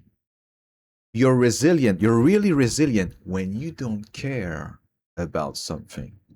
Someone talked to me and said bad stuff about me. Do I know them? No. Do they know me? No. Then I don't give a shit. Someone said that I suck at my job and that I should kill myself. Are they relevant in any way? No, I don't give a shit. I'm not resilient because I can take so much toxicity. No, I just learned to not give a fuck. I just learned that it doesn't matter. Oh, someone said bad stuff to me and it's giving me bad reputation. Okay, so my mistake was to not make videos about what I do and how I work. Therefore, I allowed random assholes to talk for me. Let me correct that, but by making my own videos. I do not like, I'm not hurt by the fact that people say bullshit about me. I don't care. I just use it as data. Let's keep going. Projet. Et je pense que moi aussi. Et surtout que, et surtout que ce projet pour moi de French Flair était designé pour remonter en LEC. Dans le Spring Split, Well, he's just describing expectation. This project should have brought me back to LEC. So his expectations are all right there. His reality is right here because he wasn't promoted. He wants to kill himself. It's normal. This is how suffering works. ou dans le Summer. Et en fait, la déception que j'ai eue de pas monter déjà, He's using the right word, disappointment. Disappointment is exactly that. And you know what? You're already doing this in real world. I hear it so many times. Man, I just do a math test. I didn't work for it, so I was completely lost. I'm gonna tell myself I'm gonna have a 2, like 2, no more than that. And then you have your grade is like 4 out of 20, and you're like, man, I did great. Why? Because you lowered your expectations. Someone is inviting you to a party, man, it's gonna be trash. And then you go there, it's awesome. You're like, man, this was the best party ever, and it was just average. Why? Because you manage your expectations. Disappointment is the other way. Like you have too much expectation, things are not that great, you're disappointed. Oh, keep going. après KCB et après French Flair, je pense que ça m'a démotivé complet de l'e-sport. It's exactly like describing what is happening. What happens when you have great expectations? You will lose motivation, you will lose passion, you will lose your willpower, your will to fight, your fighting spirit. Why? Because things are never as good as you expect. Worse than that, once again, everyone in esports is going for these nuggets, for these players that are young, but are skyrocketing on their career. Like they are so promising. You need to understand that these players, yes, they're promising, but they also have unrealistic expectations that you need to know how to deal with. Because if you don't know how to deal with it, you will take like 2 of them and be like, man, we got 2 of them this year. You will do shit. You will do shit because they will never be able to perform. You didn't put them in an environment where they have everything they need to perform. And what they need is an asshole to tell them, bro, you have too many expectations, your objectives are garbage, you have standards that are crazy, and you can't have that because in this industry, 1 winner, 15 you losers. Winning is actually an anomaly in this industry. It's not supposed to happen. You will not win every tournament. I talked to a player like last week. He was thinking about quitting esports. He told me like, man, I think I'm gonna quit. Like I've been working my ass off for 2 years and I still haven't won my tournament. Like, what are you talking about? It's only been 2 years. Man, 2 years, that's a lot. And then I show him the average time it takes for people to win this tournament. It was 7 years. What happens instantly? It was like, man, I've only been doing 2 years and I'm almost there. I'm so fast. Instantly, he was happy about it. Before that, he thought like he was late until he wasn't. So never trust what you think or feel blindly. What you think or feel is based on your past experience. And if you are a lucky guy, if you're a nugget player, man, did you get lucky. Man, did you live in a world that is not the real world and you enjoyed it and that's fine. But when you're brought back to the real world, yes, it will be painful until you understand what is really going on. And what is really going on is you have expectations that are way too high. Let's go. Genre vraiment, enfin de l'e-sport, de joueurs pro, parce que je pense que, en fait, on est très bien payé pour jouer aux jeux vidéo. Et ça, y a aucun souci là-dessus. Je pense que c'est un travail pour des gens qui travaillent dans la vraie vie. C'est un travail qui est un rêve. Mais c'est vrai que, pour être honnête, les salaires sont en train de plus en plus descendre.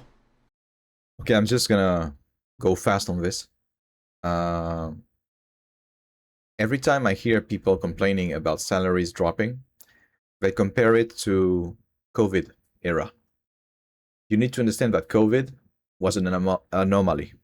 During COVID, you had random players in League of Legends that were paid 10K per month. They were not even that good. 10K per month. There is no way 10K per month is a normal salary. Like if you worked a little outside of esports, you understand how much money this is. And I understand that it's difficult to like make a living out of esports right now compared to COVID. But you need to stop comparing to COVID because your reference is way too high. It's like an anomaly in anomaly, like the whole world was on lockdown almost. And you're like, yeah, I want to bring that. No, you don't. You don't. Because yes, in esports it was nice, but the rest of the world was like dying. So don't compare it to that and compare it to a normal job. Like, how do you get paid, I don't know, 3K per month in a normal job? You know how to do that? You bring more money to the company. Oh, you want to pay to be paid 3K? No problem. You need to bring me, I don't know, 20K minimum. Oh wow, 20K, that's a lot of money. Yeah. And you know what happens in esports? We have players today, who succeed in esports, they never had a real job. So they have no skills other than I know how to play the game. Do you know where the salary is the highest? On players. Even now, on players. Like if you believe that as a player you don't earn a lot, man, don't look at the staff. So you dump money on the players. And in a real industry, in any real job, when you dump money on someone, he brings you more money to compensate for his salary. Basic math. Like if you start giving more money than they bring you, you just shut the company. How much money does a player make in esports? Near zero. Why? Because every time you ask them to do a video, they don't want to do it. Every time you want to promote a product, a mouse, a keyboard, or whatever, they can barely make a photo. They don't even use it. They don't even make a test. They don't even try to sell you it. They have a keyboard. Like, man, thanks to this keyboard, I found the love of my life, and my life is great. This is all you can do. How much money does that bring? Zero. Almost zero. Yes, the sponsor will pay the team, whatever. Yes, it will have some visibility. But how many people are going to buy the keyboard? Next to none. So why are you paid less as a player today? Because people realized that throwing money at players don't make them better, and they don't bring them more. So they just start regulating compared to the real world, to any industry. In any industry, we never pay you more than you bring to the table because it's not sustainable. So if you want to be better, to be paid better, there's so many options for players. Streaming. Streaming is great because you already have the status that people want. Oh man, he's a professional player. I wonder how it's like. I will ask him questions, and then you answer his questions while streaming. What happens? You get a lot of people. Some of these people will subscribe to your channel. They will follow you. Then what happens? You can now ask sponsors, ask to be sponsored. You can find sponsors for others. You can get some free shit. And then you get money. Yes, it's more work. And no, it's not that much work. Stop bitching about, oh, but the game is taking so much of me. Bullshit. You never had a job where you had to work your ass off. I can tell you that straight away. You believe you're working your ass off, but man, this is far from it. So don't bullshit me about this. I had real jobs before. You have no idea what you're talking about. All right, let's go. avec les années. Et le retour sur investissement. Return on investment as a professional player is never beneficial. You're going to sacrifice many years of your life and to earn maybe 2 or 3K per month for like the greatest part of your career. It's never a return on investment like financially, but it's a return on investment in fulfillment, in experiences, in the fact that you don't have a shitty job. You don't have a dead-end job that wants to suck up your soul and make you miserable. You don't do something that will just make you hope you die by a car accident. So trust me, yes, it doesn't pay well, but it's so much better than so many jobs. Tu as est parfois très injuste. Et moi, c'est quelque chose Esports is sometimes unfair. Esports is the most unfair environment you will ever meet because it's competition. The first guy, the guy who wins the tournament, he gets everything: visibility, sponsorship, money, cash prize, recognition, whatever. The best players of the next season. The second guy is barely worse than the first guy. He gets crumbs compared to the first guy. The third one, who remembers who is the third one? The others, maybe they'll have a postcard. That's it. Distribution of rewards is highly unfair. And the problem is not that this world is unfair. It's because you believe it should be fair. And then that's when you start suffering. Because if you fully understand that this competition is designed to be unfair, you don't get mad when you're like top 10. You understand you fucked up. You understand you need to do better than that. But you will only be hurt when you're like, man, that's so unfair. I worked so hard. Compared to whom? To the hardest man on earth? No, compared to what I usually do. Usually I just jerk off all day and it works. But this time, man, I worked like crazy. Okay, so because you work more than usual, you should be rewarded more than usual. Where does that come? Where's it coming from? Well, I watch a lot of Naruto, and in Naruto it says that if you work your ass off, you will be Hokage at some point. Yeah? Are you called Naruto? No? Then fuck you. Welcome to the real world. Turn on TV, watch the news, tell me that the people that are being bombed deserve to be bombed. Do they deserve it? No. Then the world is unfair. Que j'ai vécu en tout cas après KCB. Et c'est quelque chose qui me fait trop de mal et c'est quelque chose qui me démotive et c'est justement ce qui... What is hurting him and what is demotivating is all in his mind because he was poorly trained. Once again, I'm not taking a jab at the player. I have many players like him. What I'm trying to do through this video is to prepare you so you can be fully operational and adapted to the reality of this world.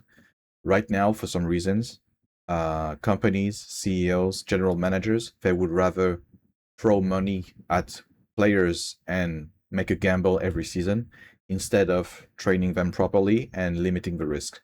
For some reason, we're still stuck in this. So the one who is responsible for your own training is yourself. I'm doing this video so that you can have resources that will allow you to better understand the real world and know how you can handle any mistakes or any hardship you may face. Je pense que ça a boom chez JL et c'est pour ça que j'ai décidé d'arrêter. Donc là on arrive au fait que bah, du coup French Flair s'arrête, je rejoue pas au Spring parce que je suis complètement burn-out du projet. J'ai plus la motivation de scrim parce que genre ça m'a dégoûté, etc. Et You can see, I really love this part because you can see how all these unrealistic expectations, unrealistic standards, there's a concept that I really like is early success. I'll tell you a story that that I used to tell in group sessions. When I was working at the phone company to sell stuff, the motherfuckers that always call you and try to sell you stuff, I had to do this at some point because I need to eat. They tell you that before you sell something, you will probably have 500 fuck you or no. So I start pick up the phone and I do my fuck, no, no, no, no. And I start feeling bad because I've never been told no so fast in my life and so often. So my standard for getting no is like maybe once a month. And I start getting 12 no in the span of 20 minutes. And then I remind myself of what my trainer told me. You will have 500 no's before you have a yes. So I start pick up the phone. And lo and behold, after 500 and something no's, yes, we would like to order this product. It's really interesting for us. Then I get my sale. Then another guy comes in 1 month later. We tell him the same thing, 500 no's, and then you will be and then you will get a yes. What happens? After 3 calls, he gets 1 cell. What happened there? His standard was set to 3. He was like, man, maybe I don't need these 500 calls. Maybe I'm that good. Maybe I deserve to get the yes right away. So what happened there and what happened afterwards is he started picking the phone, and we can see that he wants to slit his wrist at some point because he's chaining the nose, and he's like, man, it's not working anymore. Maybe I'm not that good. But why is he in pain? Because when it worked the first time, he set a standard in his mind and he fucked himself. What this is called is early success or premature victories. You won because you got lucky. And at some point he was like, okay, maybe I need the 500. So he starts to do the 500. And what happens at 500? Still nothing. Why? Because he already got the yes. So if he wanted another yes, he didn't have to aim for 500. He had to aim for 1,000. But he never reached 1,000 because he quit after reaching 500. Why? Not because he was weak, not because he was stupid, not because he wasn't like ready to work hard in order to eat something at the end of the month. No. He got fucked because he had early success. Same way people have early success in esports, and then they have unrealistic expectations about how the world works. Et j'ai un autre. Bon, là, avant d'aborder JS, j'ai un autre souci qui me pèse depuis quasiment l'année 2026. C'était pas trop là en 2025, je sais pas pourquoi. Mais j'ai un. He's going to talk about health issues. I'll let him talk, and then I'll just give you my point of Un view. problème, c'est quoi les termes? S'il y a des gens qui ont les termes, c'est des neuro. Je sais pas, en gros, j'ai un problème au nerf.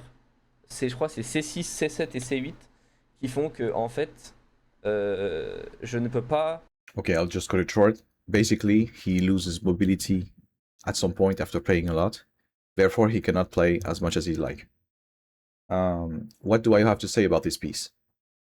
You would be surprised by how many times players, when they have a health issue, they wait for it to be really damaging before fixing it. So my only piece of advice for you is when you detect something that isn't usually there, even if it's minor, even if it's just inconvenience, go see a doctor. Fix it while it's small, because it will probably takes you like 1 or 2 weeks to fix it. And if you wait for it to be too annoying, it will take several months. Doesn't mean that all the health issues you have will prevent you from competing, but many of them, if you wait too long, you fuck yourself. And this issue is not up to the players. It's to the staff to remind the players that they can do it, that they can go to the doctor and stuff. Of course, as a staff member, you're like, man, it's obvious that you should go to the doctor when something is bad. Not for everyone. Not for when you're really young and you're fed to the, if you can't compete, you will be replaced. Then what do you do when you have a health problem? You mask it, you hide it. Don't do that. Just go fix it, warn everyone, so that you can just miss 1 or 2 scrims instead of missing the whole season. Il dégénère. M'entraîner individuellement. J'ai mis beaucoup de temps à prendre ça au sérieux et à vouloir et à me dire qu'il fallait que j'utilise des professionnels de santé pour pouvoir continuer au moins à jouer, voir si j'ai besoin de faire une opération ou si j'ai besoin de... Yes, this will happen if you wait for too long. Yeah, you need surgery. You can't do shit. You can't do this, you can't do that. And then you'll be like a liability for the team. So you were scared to be put on the side because you're sick, and by being scared and not doing anything, you will be put aside because you're sick. Je sais pas, on verra. Du coup, ça c'était juste une aparté. Je pense que, comme tout le monde l'a vu, la méta ne me correspond pas. Another critical mistake you'd never want to do, blame your situation on the meta. Yes, there are a few metas where you will feel more or less important. Yes, there are many metas where you will have to adapt to reality. Guess what? You want to be a champion. A champion adapts to anything. The only reason why you refuse to adapt is because when you succeeded as a ADC, for instance, you will create in your mind an imaginary rule that ADC will always carry. So when you have something like developers that are changing the meta, you should understand that you do not fully control the meta. You do not fully control your reality of the game, at least. Therefore, the best thing you need to do is to adapt. This is what you usually do when you're working with a performance coach and when there's a meta shift. When you don't have a performance coach, what do? You will do this mistake. You will hold on to this old life where you could do whatever you want. You will refuse to adapt to your new reality. You will refuse to learn new things. And I want to be very clear in this world. You need to be good at everything, even the things that you don't want to do. I don't give a shit how you got there. If you want to go further, you need to do more. You need to learn more.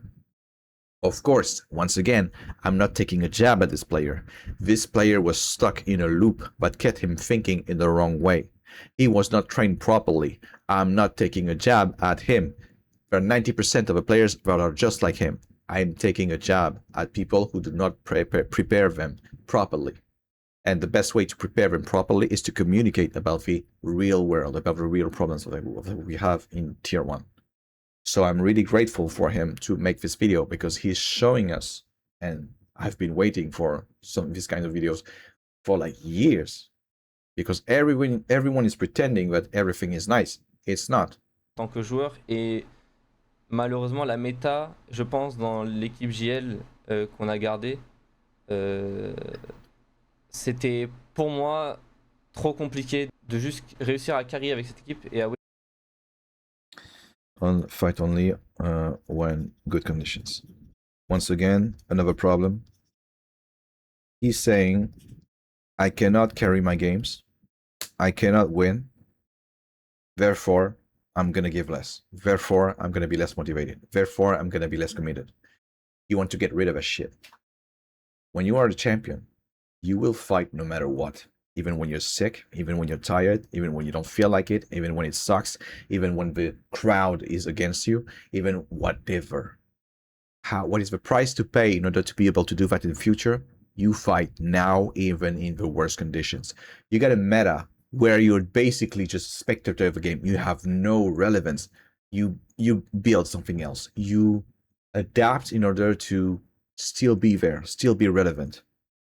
So the critical mistake he did here is, I'm capable of carrying my game with my previous teams. Because I cannot do that anymore, I think it's useless. Why does he think that? Why is it normal for him to think that? Because in his early careers, he always had teams, or most of the time he had teams where he could carry. So it became normal for him to have a role where he could carry no matter what. And then the world changed. And instead of adapting, he kept holding on to that rule. Why did he kept holding on to that rule? Because it feels nice to believe that you got here thanks to your strength, thanks to the power of your arms. But it's not.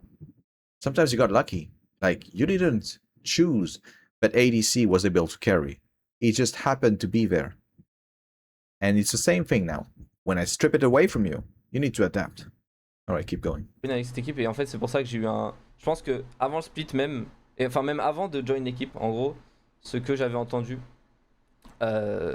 c'était que si je signais, Ragnar signait également, et 113 signait également, de ce que j'avais compris. Et donc du coup, ce qui s'est passé, c'est que j'ai signé dans l'équipe. There's one thing you need to understand about esports. There will be a lot of verbal agreement. There will be a lot of verbal promises. I never listen to people, to what they say. I just see what they do. When I have a contract with a team, I'm only guaranteed to believe that I'm in the team the second the money is on my account. Even when I sign a contract, for me the contract is meaningless, because in esports, contracts are, there are many people who just break them. And what will you do? Let's say you're a player. A team is telling you, oh, I will pay you this, and if you have this, if you win this tournament, I'll pay you even more. You win the tournament, they don't pay you. What do? You think you will hire a lawyer? The lawyer will cost you way more. You think you will say something like on social media. The second you do that, nobody wants to work with you. So a contract has very low meaning in esports because it's not worth it. Like I could just fuck you up, not pay your salary, and you won't do anything about it. So even when I'm working with a team, I wait for the money to be on my account to say, yeah, okay, it's official, I'm working for them. So when someone says, oh, if you sign, this and this will sign, if you decide to sign, you have to decide to sign in the worst condition possible. Like they're not here, they won't be there with me. It's fine. Do I want to go it? Do I want to go for it or not? If you don't want to go for it, don't sign. Tôt parce que je pense que j'étais hype par le projet et au final, Yes, pour X et Y raison, on a I'm just gonna come back on that because I forgot to say this. Most of the time, people will not like keep their promises, not because they're assholes, but because they deeply believed that it was in the bag. So they told you, and then something else happened. Why? Because no one is fully like transparent with each other. So we just have assumptions based on assumptions based on assumptions. Therefore, the promises we make tend to be garbage, and I never make any promises. Like if you work with me, unless it's about my job, I can make a full promises. But when it's involving someone else, I cannot make you any promises because I don't know what will happen in the future. on a gardé Shift, qui pour moi, je pense que Shift, si je peux faire un commentaire positif en public à tout le monde, je pense que c'est un mec qui dans 1 ou 2 ans sera un excellent jungle en ERL. Et je pense juste que là, dans la méta et dans la configuration du jeu, je pense que le sup et le jungle sont les 2 rôles qui doivent le plus carguer l'équipe, que ce soit en termes de com, que ce soit en termes de knowledge. Et je pense que là, on était à un stade où juste c'était pas du tout assez. Another critical mistake. If I tell myself to win at this game, we need to function this way, and if we don't have that, I'll just crumble. If I make an imaginary rule in my mind that, yeah, this and this should be done by this role and no other, what did I create right there? I create a condition for me to be like to reach high performance. You never want to do that. If you want to be a champion, you have no conditions to reach high performance. You want to, I have 2 arms, 2 legs, I can reach high performance. That's the worst condition you can put yourself in. No more than that. If you start making up rules, I need people to be supportive. I need to enjoy my life. I need to have my latte before the game. I need to this guy to call this shit. I need to this guy babysitting me. I need this guy. You start making too many conditions for you to succeed. Your role as a professional player is not to be a diva, is not to win right now. Your goal is to develop all the qualities you'll need in order for you to reach your actual goal, win the biggest trophy you can or whatever. And to do this, you need to develop all the skill sets that will allow you to adapt to everything. So when I have a player who tells me, man, I can succeed, but this guy needs to do this, this, and this, and he can't do it. And I'm like, okay, he can't do it. So what will you do? Give up or adapt? Most of them will give up. Not because they're not willing to work. Not because they cannot work. They will give up because when you want something too bad in life, you start making up imaginary rules. And you believe these imaginary rules are divine rules. But if you don't follow them, the sky will fall on your head. So you don't even try it. This is called limiting beliefs. I have a belief that the only way for this game to work is to have this guy do this. He cannot do it, therefore we lost. What happens in the greatest teams when you don't have that? They just adapt. Like, there's no secret. Okay, if this guy cannot do it, can I do it? Yeah. Oh, but it's difficult for me because I have so many things to do. Then you will do it until you get used to it, and then you can do it like even when you sleep. Will I have to work for it? Yeah. Why does it make it unacceptable for him in this situation? Because he created in his mind the condition that I shouldn't be the one doing this. So when I do it, I feel like it's an attack to me because I have crazy expectations. I should only focus on my role. This is my role. I'm just too important. He said it himself. He is less important, so he should be doing it. It's a possibility. I'm not saying that it will work right away. I'm saying that it's not an insurmountable obstacle. I'm saying that he needs to learn a lot before being the greatest. and you will never be the one who decides when to learn and when not to learn. Life will come at you and will just poke at you. And if you can't react properly to it, you will fall. So you can either adapt or bitch about it. Et je me suis rendu compte que avant le speech, j'étais en mode. C'est un peu cooked. Genre, You never want to tell yourself that as well. The chances you have to work in esports is 0.01%. Meaning you have a failure rate of 99.99%. Meaning, if you want to work in this industry, you will have to beat the odds. You will have to not be normal. You will have to be different from most people. And when you're a nugget, when you're a player who got lucky, you just happen to be better at the game. So you didn't fully understand that. But if you're not a nugget player, if you're not this highly talented player, highly gifted player, you have to work through it. And when you work through it, you understand that, yeah, I just need to adapt. And you never put yourself in a situation where you start making up conditions. Like, I need great teammates for me to win. You fucked. I need a great coach for me to be smart about the game. You're fucked. You need nothing. And how do you do that? You work your ass off to adapt and to learn by yourself. Let's go. C'est ce que je me disais, et c'est ce que je disais beaucoup à mon équipe, parce que You never want to do that as well. Let's say you believe that the team is doomed. The last thing you do is tell the team that we are doomed. Like, you have limitations, you have limiting beliefs, that's fine. Don't spread that shit over the others. And we do this all the time in amateur esports. You'll never get in tier 1, or you'll never be pro if you're not a talented player, so you should give up. Who said that? This washed manager in this team, he's 40 years old, he never made something of his life, and how he's just making sure that nobody else is doing good as well. I'm not gonna listen to a loser. I'm not gonna take pieces of advice from a guy who got lucky. I'm not gonna take any lesson from a guy who just happened to be there at the right time. I'm not gonna listen to someone who made it during COVID, because fuck man, it was fucking easy at that time. So when you have limiting beliefs, keep it for yourself, destroy them, but never spread that shit. It's not gonna make things better. Yes, you believe it's a fact, you believe it's a reality. It's bullshit based on your experience.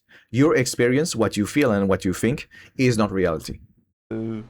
en fait, je me suis promis un truc après SK, c'est que quand j'allais avoir des frustrations dans les équipes, j'allais plus les garder pour moi, I promised myself something. If I'm frustrated, I will never keep it to myself. You need to stop believing that this, let's say, method is useful in any way. The best way to handle frustration is to destroy frustration. If you're frustrated and you want to reach high performance, you didn't understand the job properly, you were not trained properly. Once again, I'm not taking jabs as this player. This player was not trained properly. When I see someone that is not trained properly, the responsible is never the player, the one who is supposed to be trained. It's the trainer.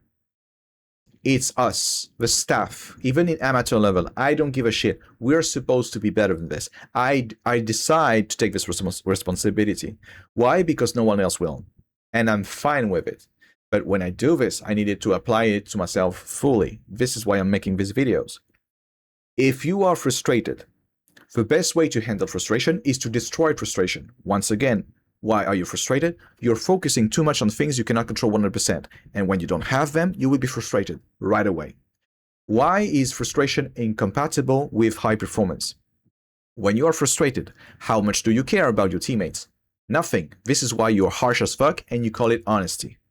How much do you care about the development of a team? You don't give a shit. This is why you call it, I'm gonna be honest.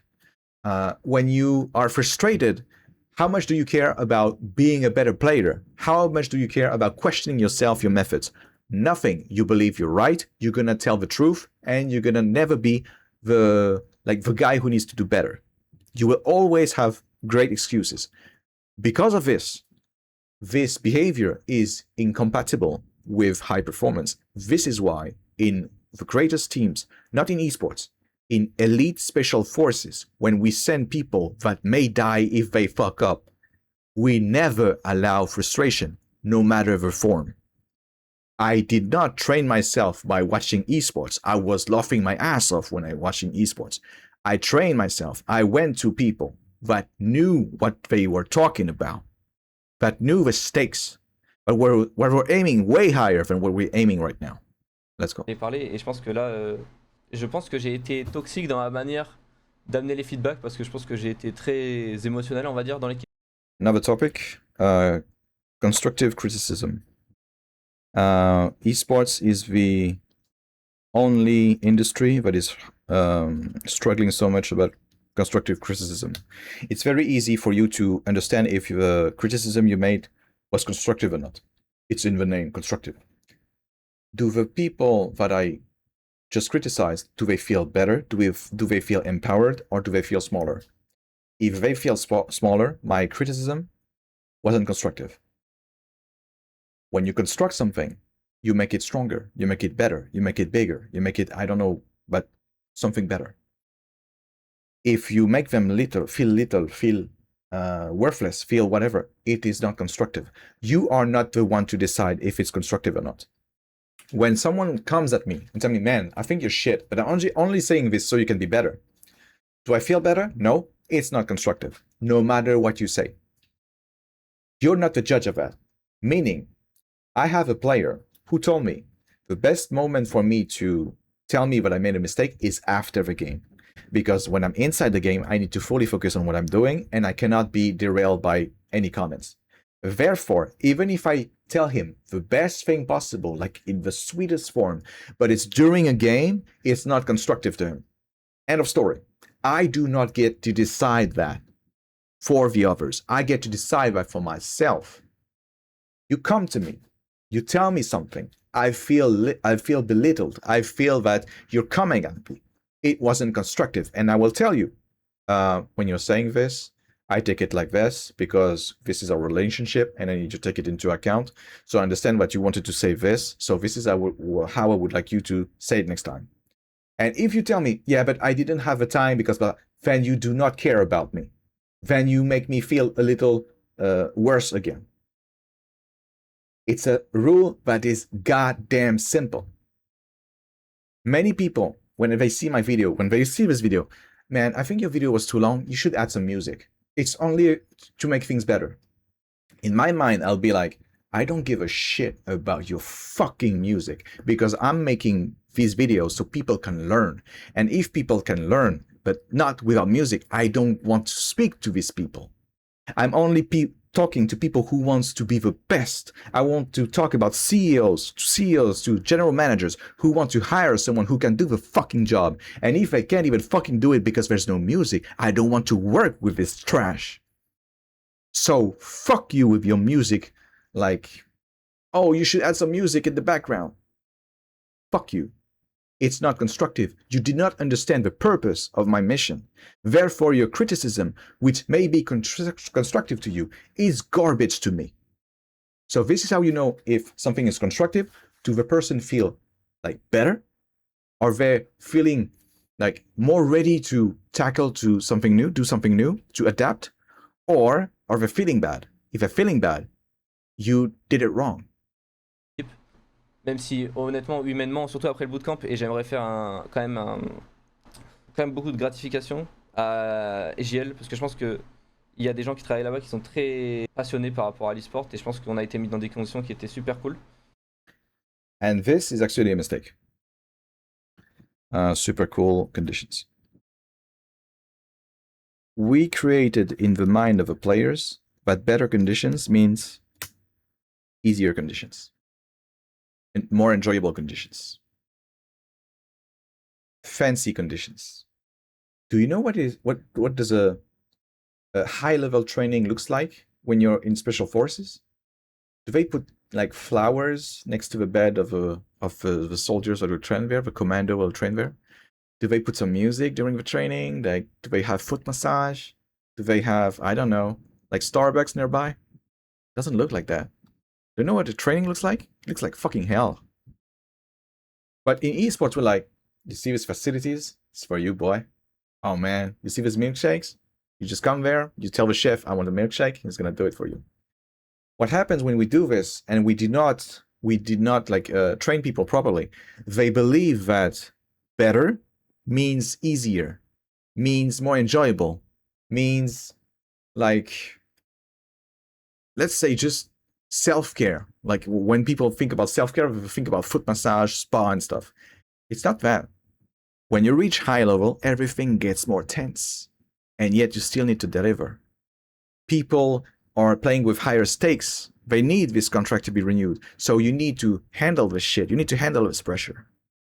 And when you bring to these people these super cool facilities, they fall in the trap of feeling, of expecting things to be easier.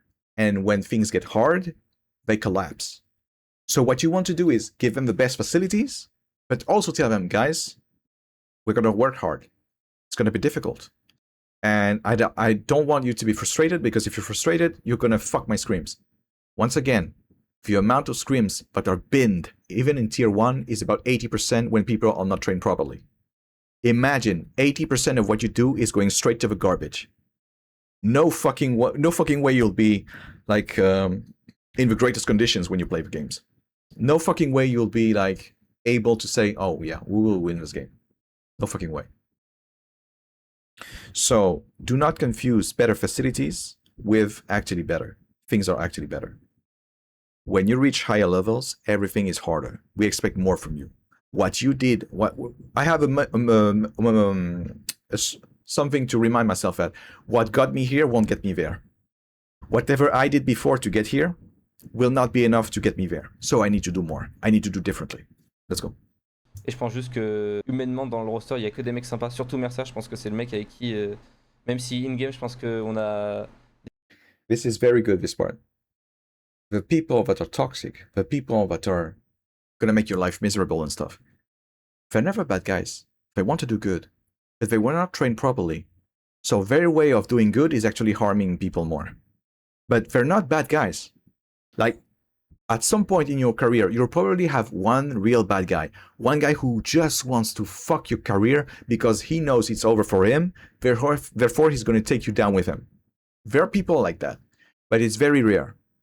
However, having nice people does not mean having people who are trained properly.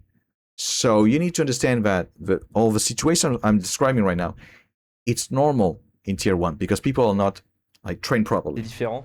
Je pense que Out of Game, je pense que c'est un des mecs plus humains que j'ai pu meet dans l'équipe.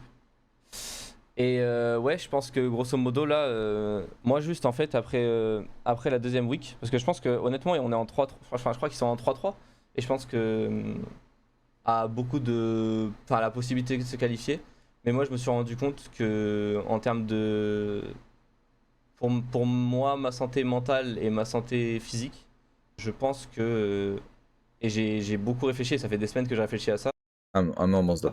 Je pense que j'ai juste pris la décision qui, pour moi, était la plus sage sur le long terme pour ma santé. Parce que je pense que, enfin, surtout mon souci de poignet, c'était le truc que je dois régler maintenant. Parce que, comme j'ai discuté avec le kiné, tu vois, je pense que c'est le genre de truc où, oui, il faut encore bouger pour que ça se, ça se règle. Mais c'est un truc où il faut prendre du repos. Et je pense que je me suis quand même remis en question sur est-ce que j'ai encore envie d'être d'être joueur pro dans ces conditions-là. Parce que je pense que le fait de pas avoir. Okay, I'm gonna stop here. What he wants to say, like this big part, is I linked my health and mental health to having projects where I need to know that we can win, to know that we can go far. And I would be okay with his conditions if he wasn't in esports, because in a normal company, this is what you do. I want someone to be able to package the orders and put the right stamps on it so that we can send it for delivery. It's okay to find someone who knows how to do the job and doesn't fail, because you're supposed to do it 1,000 times like per month. However, if you're in esports and you only select projects, well, you will feel sane, well, you will feel good if you're in a team that is winning. Remind yourself that in any tournament, there's one winner and 15 losers. You're programming your brain to self-sabotage the second you don't have what it takes to win. You're programming your brain to blow up when things don't go your way. What are the chances of you being a champion, of you being the best, if when it gets tough, you just bail out? None. What do you actually need to be this champion? You need to have a shitty life today to develop all the skills, all the right expectations, all the right standards, all the right ways to see the world in order for you to fight no matter what. Once again, I'm not taking a jab at this player.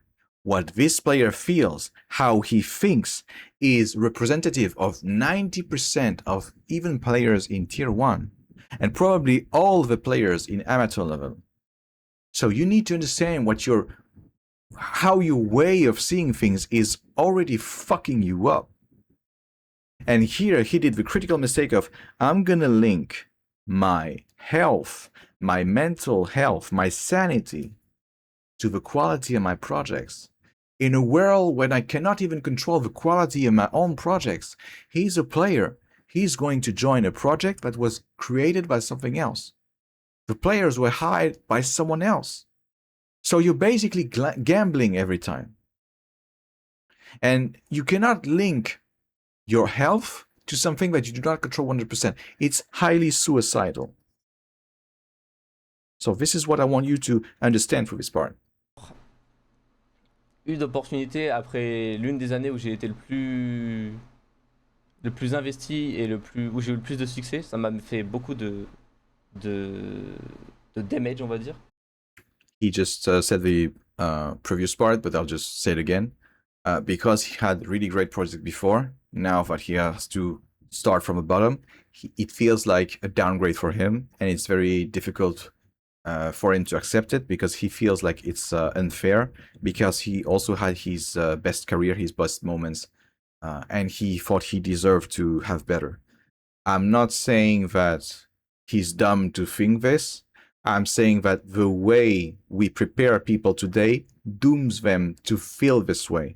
Therefore, they have unrealistic expectations about how the world works, and then they will just crumble for normal shit. We just need to train them better so that they can be better adapted to the reality.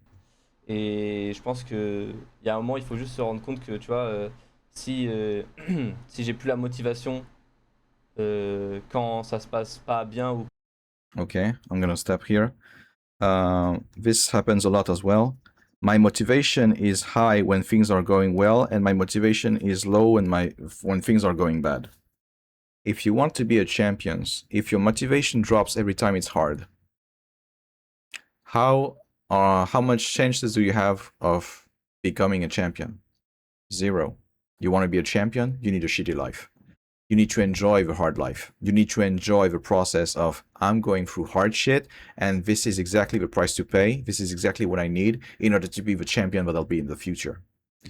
The other critical mistake that happens here is motivation is linked to results. What is my problem with linking motivation to results? Results are not under your control 100%. Meaning, you can be in a trashy mood if you had a bad day. And if you're a normal person, that's fine. If you want to be a champion, you die. If I'm special forces, I'm sent to a mission, but I didn't have my candy bar today, so I'm pissed. And I see some civilians, I want to shoot them. That might be a problem. But in esports, it's like, yeah, it's part of the deal, bro. It's players are like that. They're like volatile. No, they were poorly trained, and you accepted it because you do not know that you could do things differently. How does motivation works? When you're thinking about something you don't want to do, let's, for instance, review your games. Do you think about, oh man, all the stuff I'll learn if I review my games? Oh man, I'm gonna improve my progress so fast. I will be better so fast. I'll have a better ability to read my games. Do you think about that, or do you think about, man, it's gonna take a while. I'm gonna see myself suck for a long time. I don't even know if I can do it right. I don't even know if it's gonna be useful. Man, I just want to play. When you're not motivated, you'll do the second option. Why? Because motivation works like that.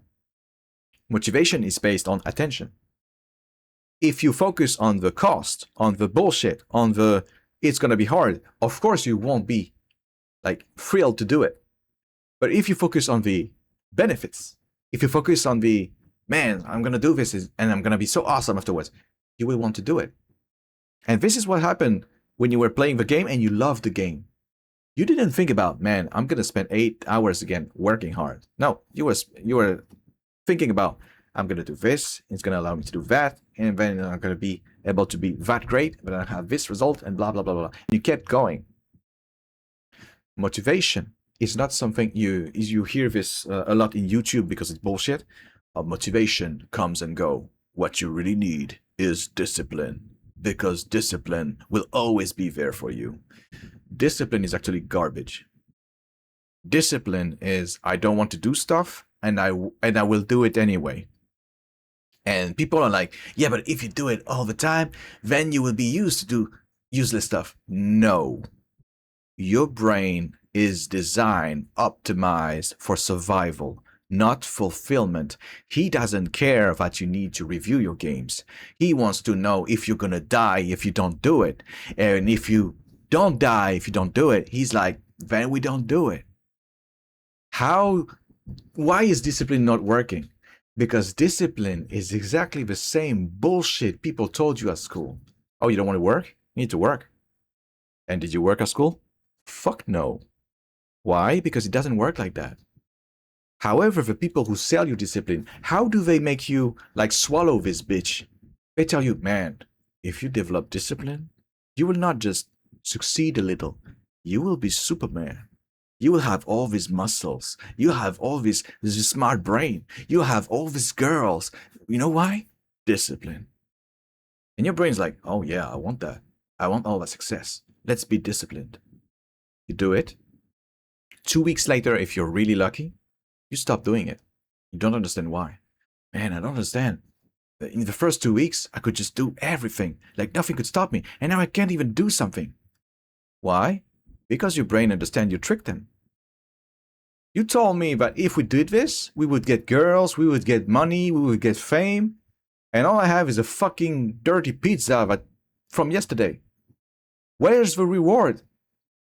So the brain's like, I see what you're trying to fuck with me, and you won't do shit. So discipline works really well for 2 weeks, and then you can do nothing for 3 months. Discipline is the worst engine you can use if you want to be the best at something. Okay, but why do all these athletes promote discipline? Because it's the thing, it's the concept that sells the most books, the most products in the whole world. It's a multi-billion business. Problem is, it's snake oil. Yeah, but how do these people who appear disciplined manage to do all that? Because they're not using discipline. Look at all the people selling you discipline. What happens when they give you this garbage message? Oh, you need discipline. Their money on their bank account goes up. So it's not discipline. They want more money. They start spewing bullshit. You go for it. Why? Because you're desperate. And someone comes to you with the perfect cure. Oh man, I know what you need. You know what you don't want to do something like it's really hard? I have a secret for you. Come closer. You just gotta do it. And you're like, oh yeah, it's gotta be it. No, dumbass. What you need is benefits. Because you need to respect the way your brain works. The brain asks, what are the benefits? If there's no benefits in your mind when you have to do something, you won't do it. So when you have to review your game, the training you have, the training I put my players through is make sure your attention is focused on what you will learn, what you will earn, what you will promote, what will make you better, how you can make your team more successful, etc. And what happens when they have this in mind? They're like, man, of course I'm going to do it. I want to be a champion. And I need to do this. So every time they do it, they don't see the cost. They don't see the 40 minutes of seeing their mistakes in slow motion to understand how stupid they are. They see, this is how I get better. Why are people who believe they're using discipline promote discipline? Because they actually believe it's discipline, but it's not. What they're hooked to is the feeling of being different. Man, I'm no sheep. I'm disciplined. I'm a wolf. I'm like a black sheep. Yeah, you're still a sheep then. And if you're a wolf, I'm sorry, but you're gonna starve this bitch and you're gonna work on instinct. So they're addicted to, I feel different. I'm feeling superior to the others. Even my voice is like this. So when you are having trouble with motivation, ask yourself, where does my focus go? Do I focus on hard stuff, on the pain, on the cost, or am I focusing on the rewards I'll get if I keep pushing? I love having a shitty project because I can be better at what I do. What I do. I love when someone tells me, "Man, we need you, but you only have 5 weeks to fix it." I'm like, "Yeah, I'll take it. I'll take it because it's gonna be a challenge for me. Can I do it in 5 weeks, or will I look dumb like shit?" And this is great for me because I can finally like optimize my process to go even faster. Or do I focus on, man, this is a joke. 5 weeks to do all that? Do you think I'm Jesus? And then I don't want to do it. Manipulate your focus, manipulate your attention so that you can handle your motivation. Do you think that the football player you're looking at was always motivated? Or did he have to learn to handle his motivation, to nurture his motivation? Of course, it's the second option. Because if you let your attention go randomly, yeah, for a few days you won't be able to train, and a few days you'll be able to train. All right, let's keep going. Que les gens, pour moi, jouent pas à un niveau où je nous vois gagner. Bah, je pense que c'est juste que bah, la compétition, tu vois, j'ai un peu fait le tour. All right. It's the part that I told you earlier. I'm willing to work for it, but only if I'm in the right conditions and if people are good enough for me to win. If it's useless, I'd rather just quit. If you do this too often, because your brain is dumb as fuck, it just trains, it just does what you train him for. If you told him, when it's useless, I give up, what happens is your brain is getting better and better at giving up when it's useless. Meaning, if you don't have the perfect conditions, at some point you just give up every time. And this is how you get a shitty life. You believe that hardship is something that is so uncomfortable for you that you need to give up, that you need to run away. So you need to get rid of that shit as well. A champion loves when it's hard because it's when it's hard that he's learning the most. A champion doesn't care one bit about the present. Is it hard? Is it difficult? Is it relevant? He always thinks about the future. I want to be this guy in the future. Okay, what is the price to pay? I need to have a shitty project and need to work anyway. Okay, let's do that. He will take the most garbage project you can imagine and he will bathe in it. He will be like, man, this is exactly what I need. A teammate that is always blaming me for his own shortcomings. A guy that confuses constructive criticism with being toxic and being an asshole. A coach that has no fucking value and doesn't know what to do to handle the team. A CEO that blah, blah, blah, blah. Then I can just put it on me and be like, what would be the best for the team? And I'll fucking do it. And even if there's no reward, I'll fucking do it for myself. Because I need to teach my brain. That's who I am. A fucking fighter. And a fighter does not fight when he fits. He fights no matter what. And this is who you want to be. And for this, you need to live through hardship. C'est un truc qui m'a fait beaucoup de rétrospection parce que bah, tu vois, c'est un truc que j'ai fait toute ma vie depuis que j'ai 16 ans. Et de voir qu'en fait, juste, tu vois, je suis plus prêt à tanker ces soucis-là et tu vois, de regrind, de improve et tout, alors que tu vois, pour moi, j'ai eu des expectations. Okay. What he's saying this is, I've did this all my life. I think he's 22, maybe 23, 16 years old, so it's 7 years. I've done this for 7 years, and I know that for most of you, you would be laughing like, man, he's just 22, like he thinks like he knows the whole life and stuff. You need to understand that the brain is not objective. It still needs a reference. For instance, when he's saying that I've done this for 7 years, approximately, 7 years for someone who is 22 is like a third of your life. Like if you are 60, for instance, it's 20 years of your life. That's a lot of commitment. So I understand that if you are like 60 today and you watch this video, you'll be laughing your ass off, man, 7 years, like that's nothing. Not for someone that young. Not for someone that had early successes but keeps fucking his way of seeing the world. not for someone who has unrealistic expectations, but maybe in 7 years he would have won reality C already. And this is how, once again, suffering works. I have expectations, I have a reality. He was thinking like, man, I'm the shit. I need to go all straight. That's gonna be my progression. And then his progression is like, fuck, man, what's happening? Where's my seatbelt? Of course he's gonna be mad. Of course he's gonna be demotivated. Why? Because he wasn't trained properly. He was not prepared for this. And he has to go through this shit alone. I went through this shit alone. And do you know what my solution was at the time? I tried to kill myself. So I'm not gonna jab at him.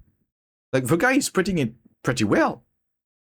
His whole world is collapsing in front of him. He has no way of understanding what's happening. And all he gets from social media is judgment. Ah, man, you suck. Ah, man, you're a fool. It's not helping him in any way. So you need to understand that the way he describes things are a gold mine for a performance coach, because he knows, I know exactly what I need to work on if I need to set this dude right. If you have old players like this, you just need what you need to do, right? So he had expectations that it would go like this, and then it doesn't go like this. He will be disappointed. He will lose motivation. He will lose his fighting spirit.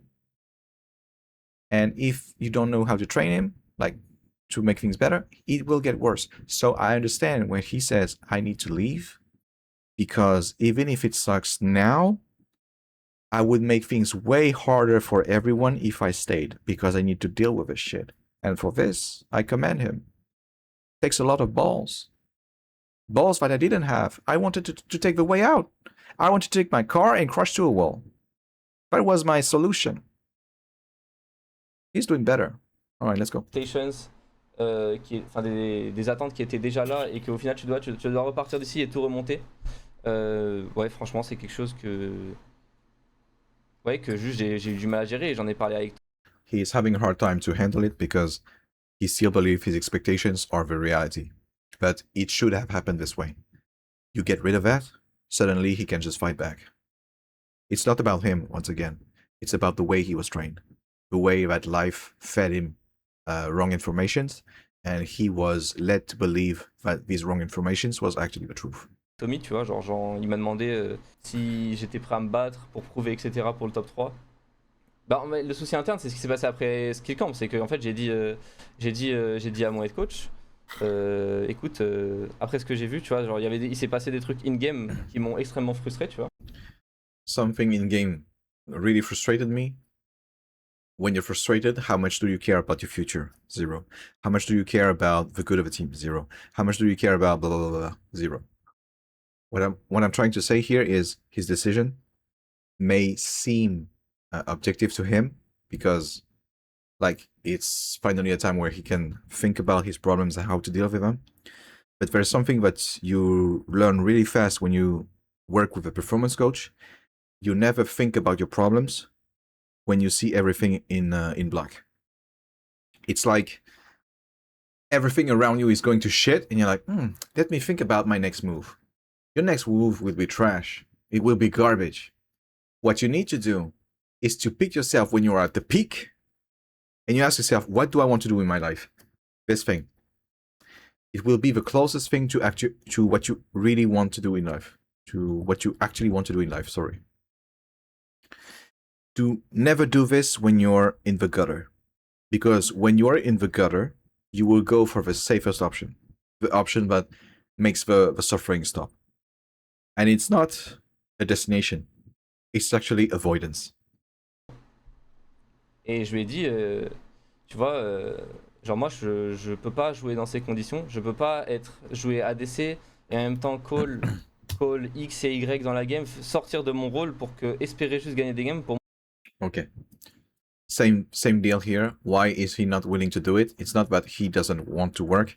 It's because he was led to believe that it was not his job in the first place. And if you lead someone to believe that in any job, they will refuse to do more.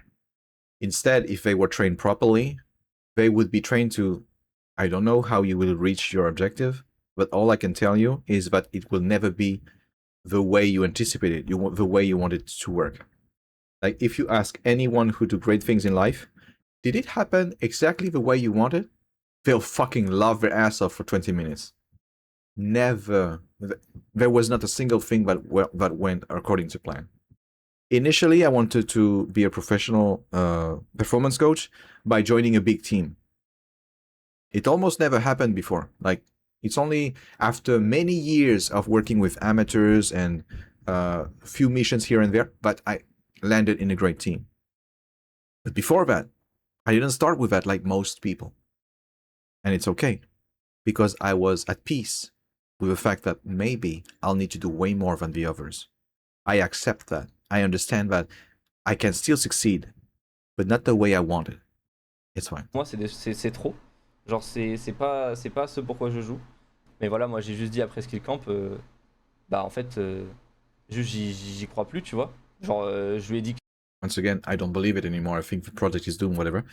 Do not blindly believe what you think or feel. What you think or feel is based on expectations, standards that are unrealistic, especially if you're a nugget player. je lui ai dit quoi, je lui ai dit j'y crois plus. Je trouve qu'on on joue beaucoup trop mal. Il y a des lacunes qui sont trop. Okay. Let me like just turn this around. I'm gonna give up because there are too many shortcomings. We're just playing too poorly. Or we're playing like garbage. I have teammates that I can rely on. This is the best opportunity for me to shine and to show that I can succeed no matter what. You want to go in LEC? Whose profile is more likely to be promoted? The guy who shows repeatedly that no matter where you send him, he will be successful. You have a guy that is only successful if he has a great team. First profile goes up all the way, 99% of the time. Trop grande. Et avec tout ce que j'ai derrière, et genre, je pourrais pas m'investir plus mentalement.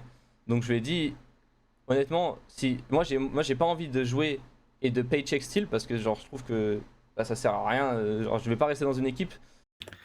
This is another mistake he made. When you have a problem in front of you, the first skill you need to develop, and it's usually the first skill you will develop with a performance coach, is problem solving. And 90% of problem solving is based on one skill. Did I describe my problem in a way that I can solve it? Or did I describe my problem in a way that can just fuck me? For instance, I'm in a team and I lay down the problem like this. I don't think we can win, and I don't want to be a paycheck stealer. Alright, so basically my problem is I can either stay and be an asshole, or I can lose and not get what I want. Do you see that the way I describe my problem is just fucking me either way? Here's what you want to do. You want to describe the problem in a way that makes it solvable for you. It's true that I have not a great team. It's true that we're making big mistakes. And this is the perfect time for me to develop all the skills, all the qualities, all the ways to see the world that will allow me to adapt to anything in life and get what I want no matter what. If I can be so bad at describing my problem that I can only see ways to fuck me over, I can also be very good at describing my problems so I can win no matter what. I got great teammates. Thanks to all the great stuff that I learned previously, I'm gonna be even better for the team. I have worse teammates. It won't stop me anymore because I had worse teammates before and I still managed to get my way. I'm not a paycheck stealer anymore. I'm not gonna waste my time anymore. Why?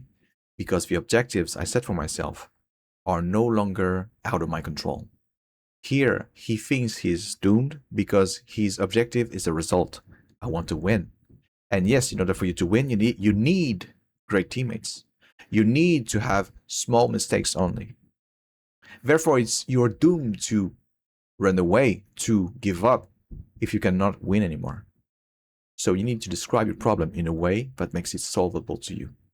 Because if you don't, you'll be stuck by random shit all the way and you will never get to the top. Let's go. Et donner le minimum de moi et de donner le minimum de moi dans une équipe juste pour collecter un salaire parce que déjà je vais pas être heureux. Et du coup je lui ai dit ouais. Because I won't be happy. The other mistake he made is connect his happiness to his results. And I know that some of you will tell me like, well, but he's an athlete. Of course, he's gonna be happy when he wins and unhappy when he loses. And this is when I know that you are garbage. Why? Because if you listen to interviews of all the greatest athletes, they do not hate to lose. They love to lose.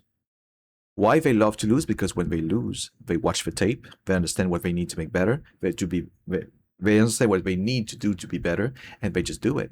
So actually losing makes them better way faster. Oh yeah, but I have so many interviews where the guy says, I hate losing. Yeah, and you just picked this part of the interview. You didn't listen to the first 20 minutes that leads to, therefore, I hate losing.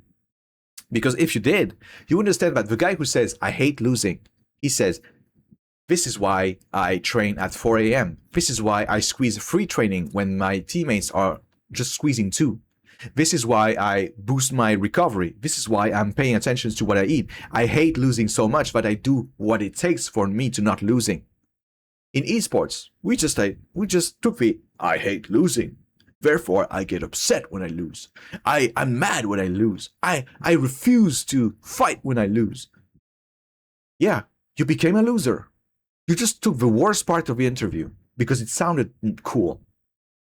But the real information was, I'm working my ass off. I'm doing everything I can. I'm doing more than I'm supposed to do because I hate losing so much. I would rather work harder than just take the loss that I could have prevented.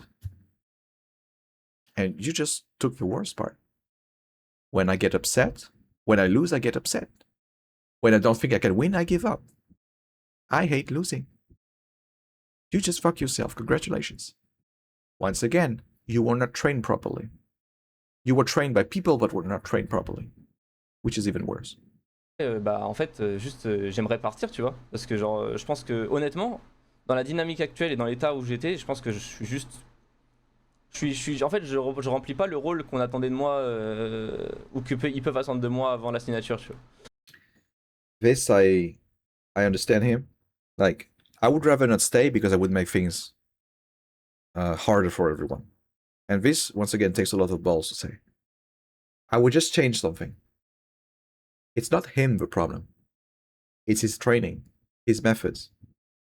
The problem is not this person. I do not know this person. The problem is the methods he used in order to navigate in this reality, in order to navigate in high performance environment. So the greatest formulation I would have liked, of course he wasn't trained, so there's no way he could have done that things.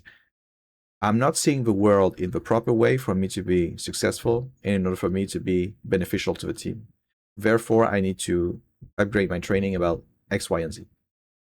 I do not expect a player to tell me that, but I expect a professional, a staff member who was trained properly, performance coach, to pick this up and to fix it. I'm not saying that the performance coach he has or may not have is not competent. I'm saying that this is preventable.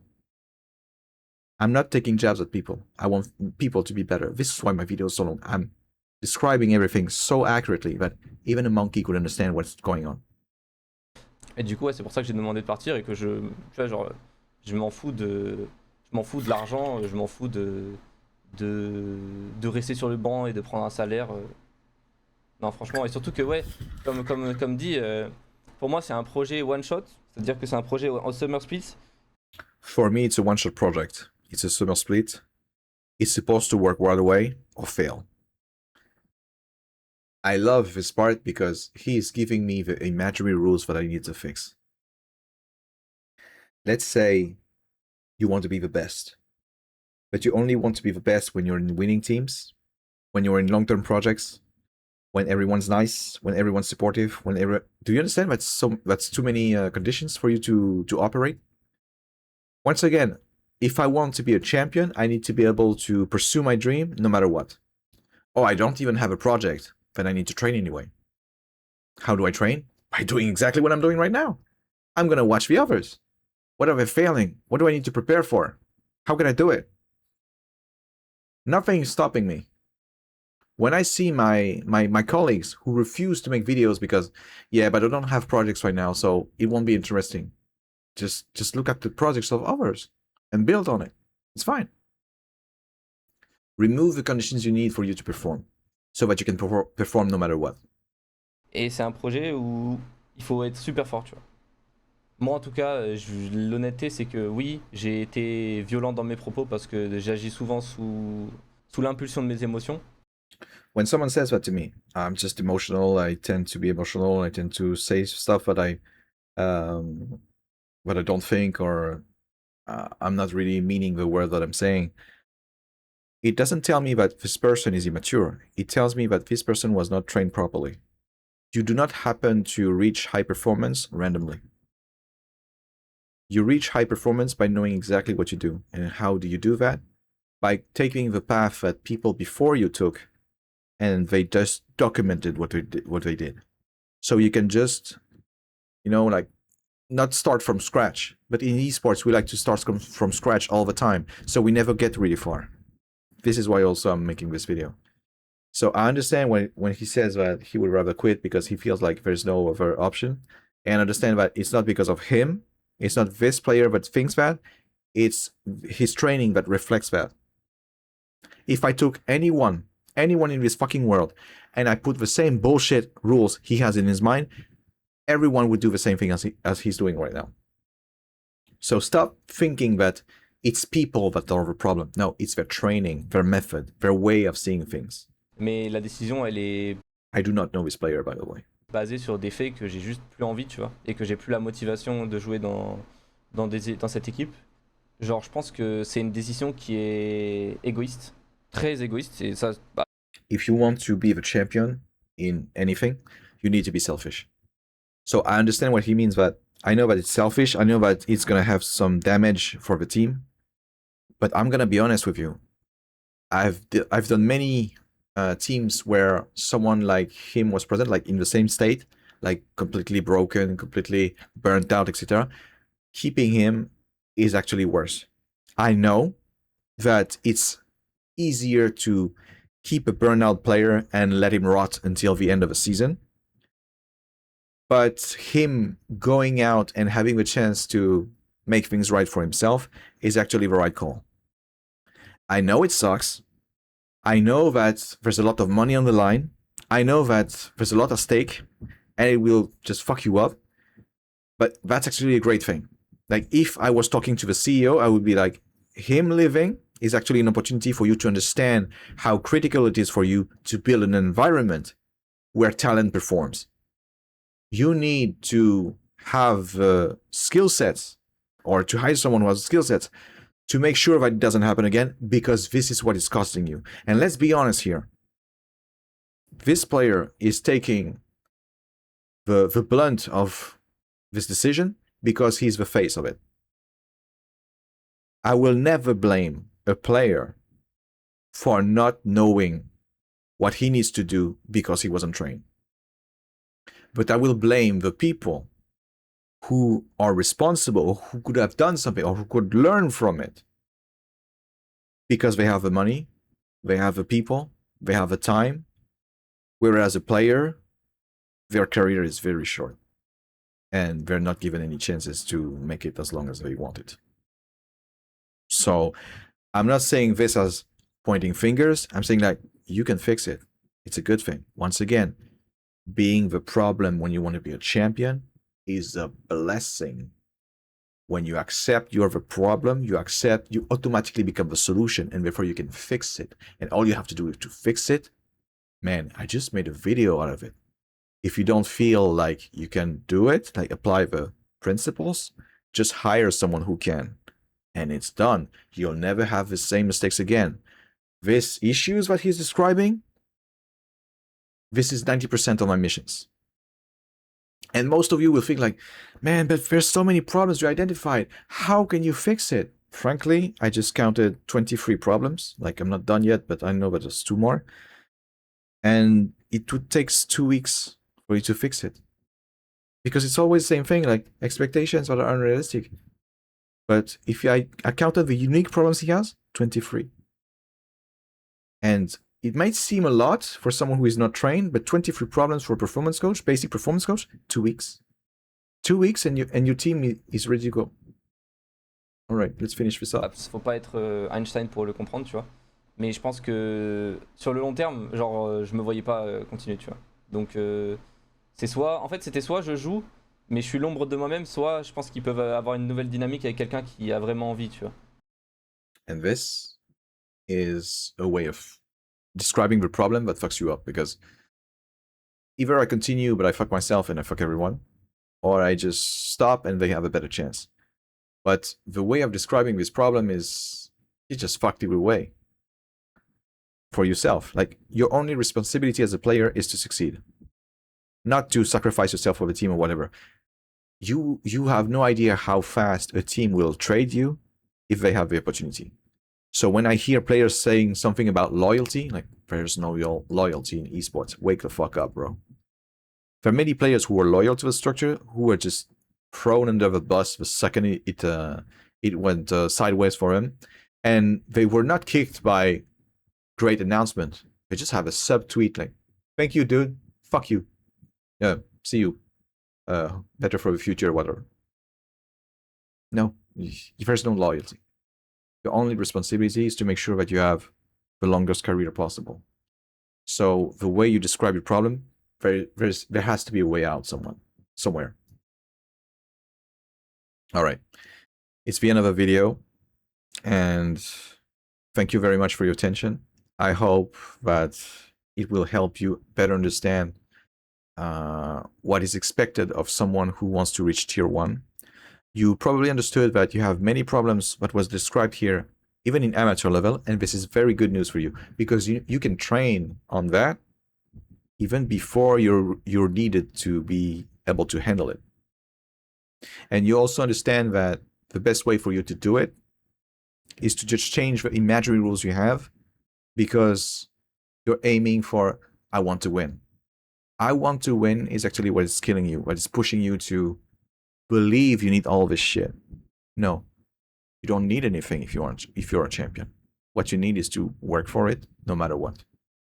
Thank you for your attention.